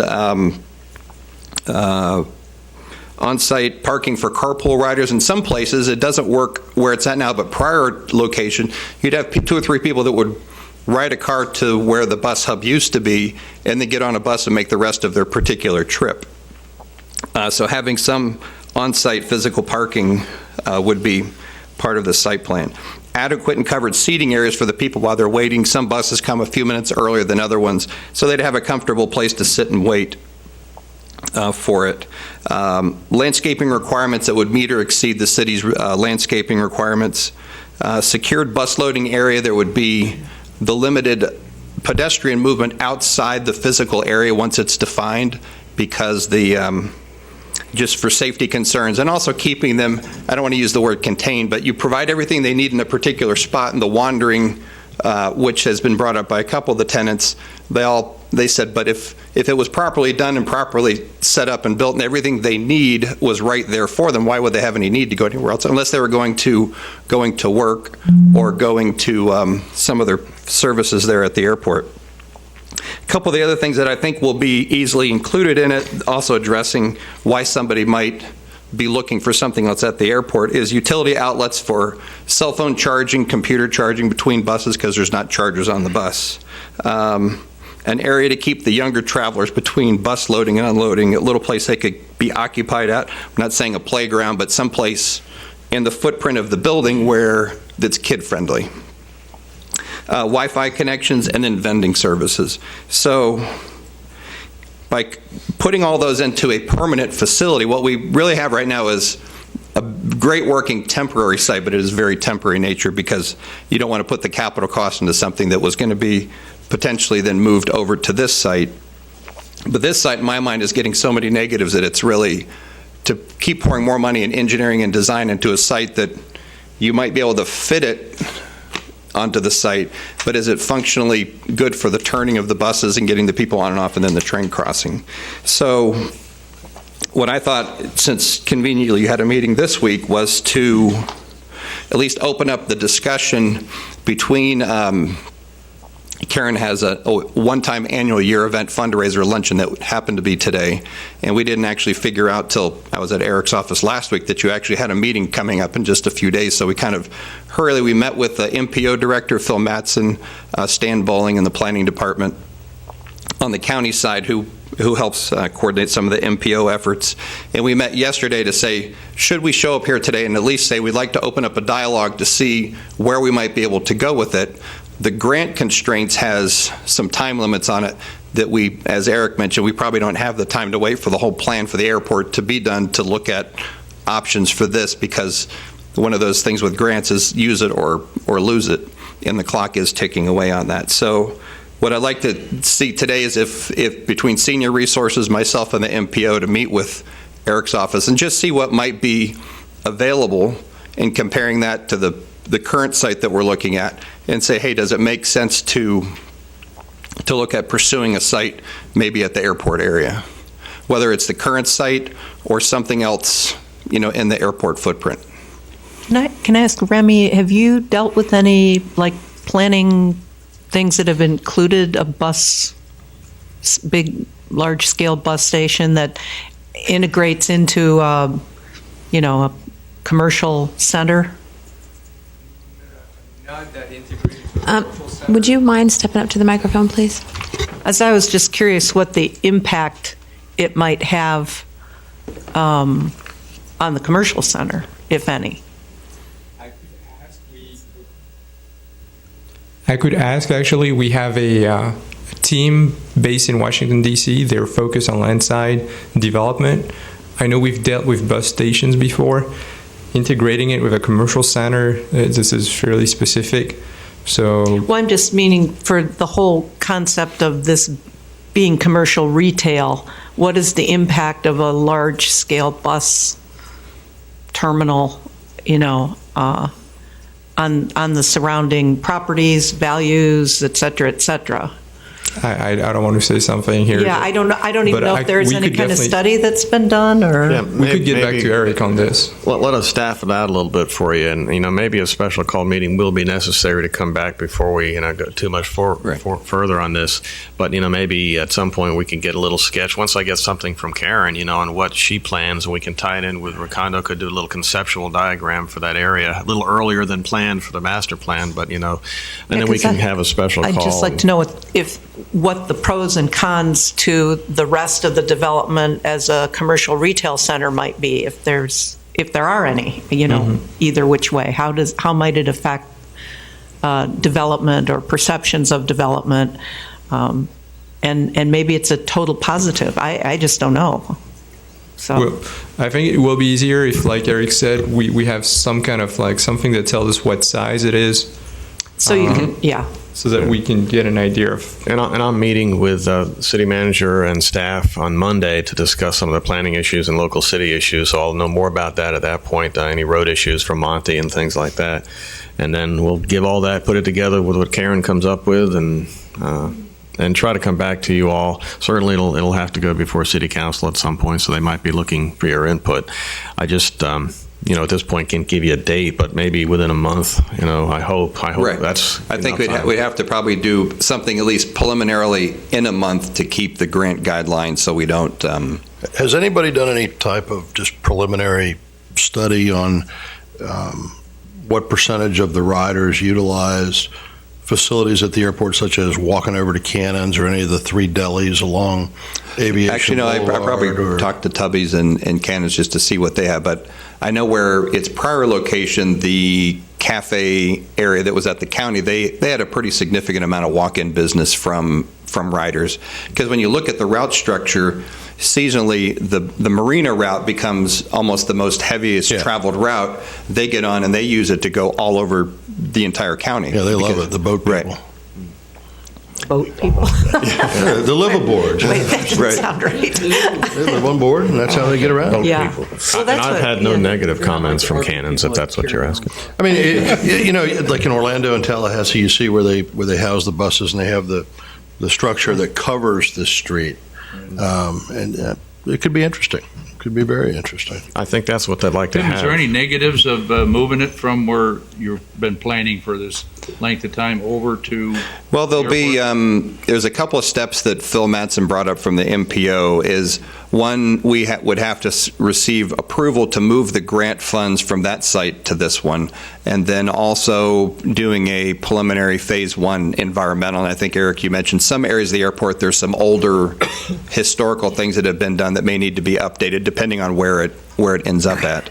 Also, another thing, wherever it ends up, theming the station to the station's features to, if it ended up being at the airport, you could use similar architectural features, colors, roof materials as what's in the terminal building, so it looks like it's part of something. If it ends up somewhere else, you'd try to theme it to wherever that other location would be, but that could be a set of guidelines given to the design team that, okay, if it's going to be here, take into consideration recent improvements the airport's done to make it look like it's, part of a big plan. The only thing I've seen negative with using the airport is if you get 3 or 4 buses that are turning from State Road 60 onto 27th Avenue northbound, they can't make that turn the way that intersection That's true. The is right-hand night designed. is difficult. And they back up there. It's it's difficult. Yeah, So- I think just get some more information and let's have a special call meeting about it. Okay. So that, you guys can keep moving forward Right. on this too, so. Okay, so probably in the next few days, maybe, Eric, the three of us will, Karen, Phil, and myself, maybe we'll come out and spend a little time with you at your office. All right. Secondly, on something else that may tie back to this initiative that's going on, is through the Economic Development Council, I'd move forward a funding request for an economic positioning initiative to look at all our economic development activities, opportunities. What are we doing? What should we do different? Tying that in with activities and possibilities at the airport, that's going out for RFP sometime in April, and that will be up and running full speed during the summer, during some of when your other meetings for this plan will be going on. And there may be some opportunities. We're looking at having a couple of community meetings to share ideas and information to the consultant that, some of these things might be able to dovetail in with some of the initiatives at the airport as well. Oh, one Yes, sir. more question for me is, isn't the goal line pretty much 100% dependent on grants funding? Right now, through grant funding, because of our population base for the county, I think as long as we're under 200,000 people, Phil Mattson has figured out a way where it's 100% free ridership. There's no cost to the riders. At some point, when you start collecting funds, the cost to collect the funds, just using an example, if you charge 25 cents a person, it may cost you 35 cents to follow the government accounting process of collecting money, documenting it, auditing the accounting of the collection, and so on. So at some point, there'll probably be a need to collect, but right now, with the way he's able to secure funding for the new larger buses and the operational cost, it's a no cost to the rider so far. It's like when the government spends 49 cents to mail you a 30 cents refund check. Right. Same kind of thing. So at some point, I think for the next 10 years, we're in pretty good shape because they look at the demographic statistics only in the census cycle. So we just passed the last one. I guess it runs 2 years after, because in 2013, we got approved for the next 10-year window, and then they would have reviewed that a few years after the next census cycle closes. Oh, one other piece of great information that I'm sharing a little bit early. Another thing that the MPO where I was able to secure is, and some of you may know this, but each time you travel out of any airport in the United States, the FAA, through a consultant, does what's called ticket pull survey. They look at the originating zip code of the traveler that got on the plane on 10% of the tickets to all the airports. Back in November, we received funding to hire the consultant that does this on a national basis, and said, I would like to know what amount of travelers originate from the zip codes in Indian River County that travel out of Orlando, Melbourne, West Palm, Fort Lauderdale, and Miami. And we have preliminary information on that data, and we'll bring that back and share it to you, but the preliminary numbers are extremely high, higher than probably anybody that I've asked, what would you guess? And people just go, it's 2 to 3 times the average guess. But we want to filter the data, back check it in a few different ways, and we'll bring that and share that with you too. That's That shows as part of a puzzle for something. Is it enough traffic to show somebody that there may be an interest somewhere down the road if we grow a little bit bigger with these passenger counts? But having that data available, now we actually have the numbers for our originating zip code, gives us a real large traveling population base. We asked them to break it down into seasonal cycles or by quarter, so we could look at the peaks. You know, what is obviously the busiest time is Thanksgiving to Easter, which runs over 2 quarter cycles. But having that information, I think, tells us and maybe helps identify some opportunities that are down the road. Well, great. Well, thank you, Eric. We'll look forward to setting up something in the next couple of days. All right. Any other questions, comments? All right. Old business? Anybody have anything? You have anything, Eric, or you want to just? No, I guess, Remy, as far as the master plan, you don't need anything else. It's just that there's a consensus that the forecast looks good to you, and you'll move forward with that. I mean, it looks good to the commission. We don't need a vote or anything, I don't think, just a consensus. No, correct. I mean, if you feel this is, generally what you were expecting to see, then the FA will do the formal approval. So we got everything we needed from the commission today. Thank you. Thank you. I don't really have anything. Airport directors? I do have a few things. Talk fast. I know, because lunchtime is approaching. Okay. Just wanted to first off let you all know that the website is up and running, and I know there was some interest at the last Airport Commission meeting. Where we've got an improved website at VeroBeachAirport.org. We could not get .com. It was already taken, believe it or not. But VeroBeachAirport.org is ours. Yep. And we have put a lot of work into that and designed it to look a lot like the the Vero Beach look. And I think if you all go and check it out, you'll think you'll like it. We also are going to put a noise complaint form on there. It's almost ready to go. We're about 98% there, and it'll go live fairly soon, so that anybody in the public who desires to get after hours information in and send a complaint, they can do that. They can also print it out so they'll have a record for themselves if they'd like one. So that's up and coming. Are those complaint forms self-disposing? No comment on that one. Is that 100% funded by the city? Yes. The website? Yes. It's a nice looking website. By the airport. By the airport. Would it be worthwhile to get any sponsors? That's possible. Have to look into that to see, as a government agency, whether we can. Yeah. And it's got one of the best weather links I've ever seen on any website. Maybe we could have a little revenue. It really is good. Look at it. See if that's possible. And one other question: take that survey link off. I thought we did do that. If it's still on there, I apologize. I asked them to take that off. It says, sorry, surveys. I'll take okay. Yeah. All right.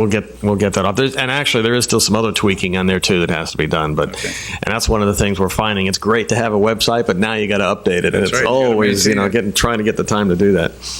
And all of the staff are trying to participate in that. And then also just want to make sure you all had a copy of the annual report that went out several formats. So I have a couple extra if anybody needs one. I won't go over it. I was going to take time to go over some of the highlights of that, but we're going to skip all over that because you can read for yourself.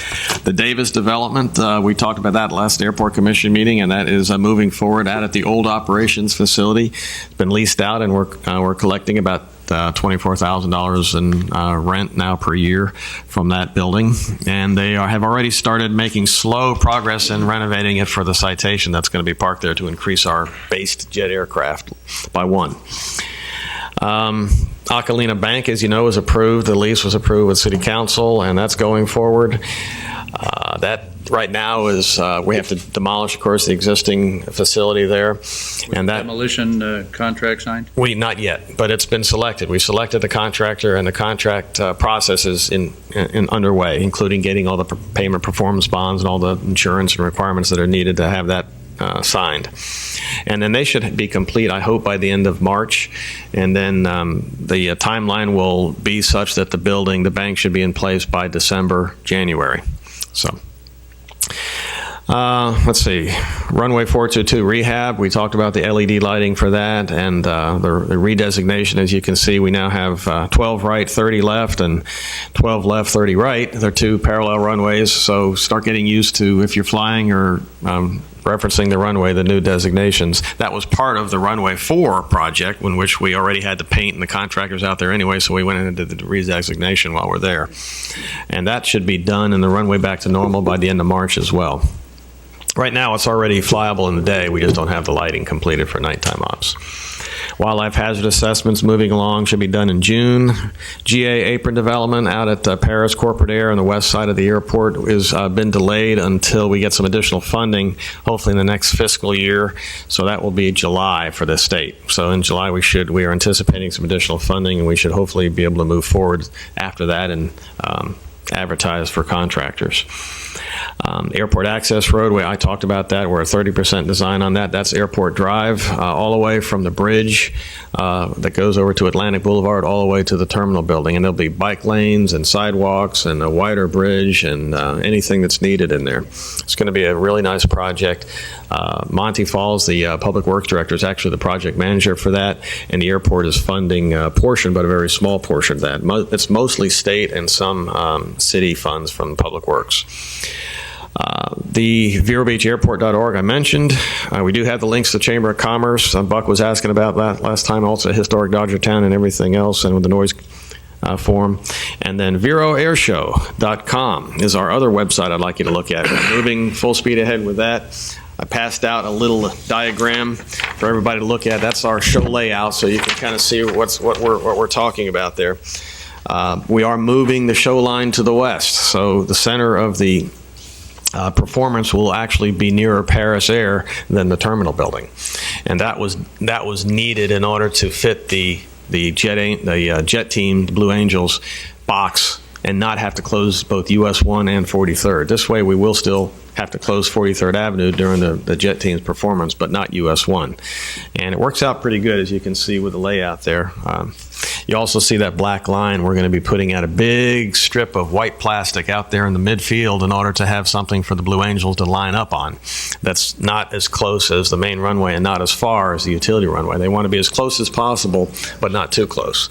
And so we have to put an artificial show line for them down on the grass for them to line up on. And we need volunteers to load sandbags if anybody's interested, because we're going to put sandbags around this big sheet of plastic, several rows. There's about 3 rows of 14, 15-foot wide plastic that we're going to put down there, and hopefully that'll survive the weather for 4 days and not get ripped up or anything, and we hope there will be very minimal weather. A lot of logistics. What I'm trying to say is there's a lot of logistics in this air show. I'm amazed at what we have to put forth to get this done, but it's going to be well worth it, because the Blue Angels, for the first time ever, will be in the Treasure Coast and will be flying right over the skies of Vero Beach Airport. We expect about 35,000 people or more for the 2 days. Wow. And so hopefully those blue areas on the map, that's where we're going to park all those cars. That should work. Relative to Aviation Day, we only get about 6,000 on Aviation Day. About 3,000 to 4,000. Oh my gosh. Yeah, so it's We did have at least 6,000 at the beer fest. Yeah, that was great. That was great. That was a good event. Thank you. And then that was it. Unless there's any questions or anything that y'all like to talk about. I have one question. We talked about the T-hangar space availability, the percentage occupancy rate, I guess you should say. What about the retail space existing? Okay, speaking for the airport, what we have available, we have nothing that's available that isn't just vacant land right now. We have no buildings that we own that are, I'm sorry, there's one. Building 78 we have partially available. That's the one where Med Repairs is located. The half of that is still available. And we have pending leases, we have a pending negotiation on the Building 96 big warehouse there. So that should be going forward. The ice plant? Yes. That's going to be great. That's going to be really a good development. I can't wait to bring that forward to you guys. We're getting closer and closer on that one. But mostly the vacant land is what we're trying to promote and get developed, and we just don't have a lot of takers on that. Whereas we were happy to get the Acalina lease done, because that was a start, we hope, to the core area But as far as building, now, there are tenants that have built buildings that have various vacancy rates, and, Bridgeton is the biggest. So, and I don't know what theirs is, but from what I can tell, most of their properties are leased. There are some, though, that are, like, there's one over there, right on Aviation Boulevard. That's the center unit in where Acalina now is located. Right next to them, that's been vacant for 2 years. So we hope to see this economic increase continue and see those folks fill up. And that's one of those things I was talking about, the fine line that we don't want to build, and then compete with our folks that already have done that and put the private money into it. We want to try to just lease the vacant land and let developers do their thing on our properties. Long answer, but did that answer it, Arthur? Yes, it did. All right. You're right, it was a long answer. Sorry about that. Okay. Members' matters, anybody have anything they wanted to bring up? I had a couple of things, just Okay. briefly, since we have a county commissioner and our city manager in the audience. I really think y'all should continue to take a look at opening up 20th Avenue through the county administration building as a reliever. I mean, I know you hear that all the time, but it seems to me that that's worthwhile. The second thing is the mayor of Orlando is a friend of mine, Buddy Dyer, and one of their most popular parks is a kids park with playground. Which is right there at Orlando Executive Airport, right off the East-West Expressway. We ever thought about putting a kids park near the airport where they can watch the planes? I mean, Tim was talking about taking his kids out there. And we've got some wonderful parks and playgrounds in the city, but we don't have one at the airport. Just a thought. Yeah, I have thought about it too, and it's been brought up a few times. And what always seems to kill it is the liability issue, because if you got things for kids to play on, they're liable to get hurt too. Well, the city's about to propose a dog park with dogs without leashes, and the first time some kid's face gets taken off, talk about liability. But I guess we could. I've seen things like that where you put little miniature runways or little airplanes that they can play on. So, I mean, And this could even be part of the whole concept. I know there was proposed a while ago a bicycle trail that was all around the airport, just outside the fence. So all of those things, I think, come into play here for, and just make lists of all the different things that you would like to see here so that it can be presented to the Recondo, and we can go from there. And I've taken that note down, Buck, so I'll bring that up at the next advisory panel meeting, and we'll just add it to the list. There are certainly a lot of ideas, as Barb said, but where's that at, Buck? I use Orlando all the time, but I don't remember seeing it. If you go on the east-west, you're going towards downtown before you get to Ivanhoe, and it's on the right-hand side. It's on the southwest corner of the airport. Up Orlando Airport? Of the Herndon, right? Yeah, Herndon. Oh, Herndon. Okay, yeah. I got you. I would think if it fit in the plan and the FAA was amenable to it, it'd be a recreation department thing, wouldn't it, through the city? I mean, there are parks with play toys already. I would think it would just come under the jurisdiction of the But it's airport property. of the city. Well, that's the thing, would the FAA let us do it? Could it be part of conservation land or something that we could incorporate that? it's never as simple as you think it No, it's not. Not with the FAA. But I would think that would just come under the city's liability if it's a park. I don't know. But Who's going to maintain and clean all those equipment and? I don't know. City crew, just like they do. Yeah, just add it to the list. We just had, those benches that are out there in the garden north of the terminal. They're starting to rust already. We put them in 2008, and just the cost to sandblast and repaint one of them is going to be $200-300, and we've got 11, I think, out there. So we just said, well, we're just going to try to do them one at a time, one or two at a time, to try to get it done, because it's one of the only things. Whenever you build something, you got to remember the maintenance of it. It's going to have to be taken care of somehow. This isn't a huge issue. I'm not just saying every little thing we add may mean additional staff to maintain it down the road too. So just keep that in mind. But There you go. they're taking notes over there in Recondo, so we're going to put all this into the plan. good. It looks like our next meeting scheduled for May 22nd, unless we have a special call that would come up before that. Any Any problems with that date for anybody? It's on the calendar. All right, if there's no more further business, we're adjourned. Thank you. I'll let you all know about the March meeting, you know what date it is, and once on the special call.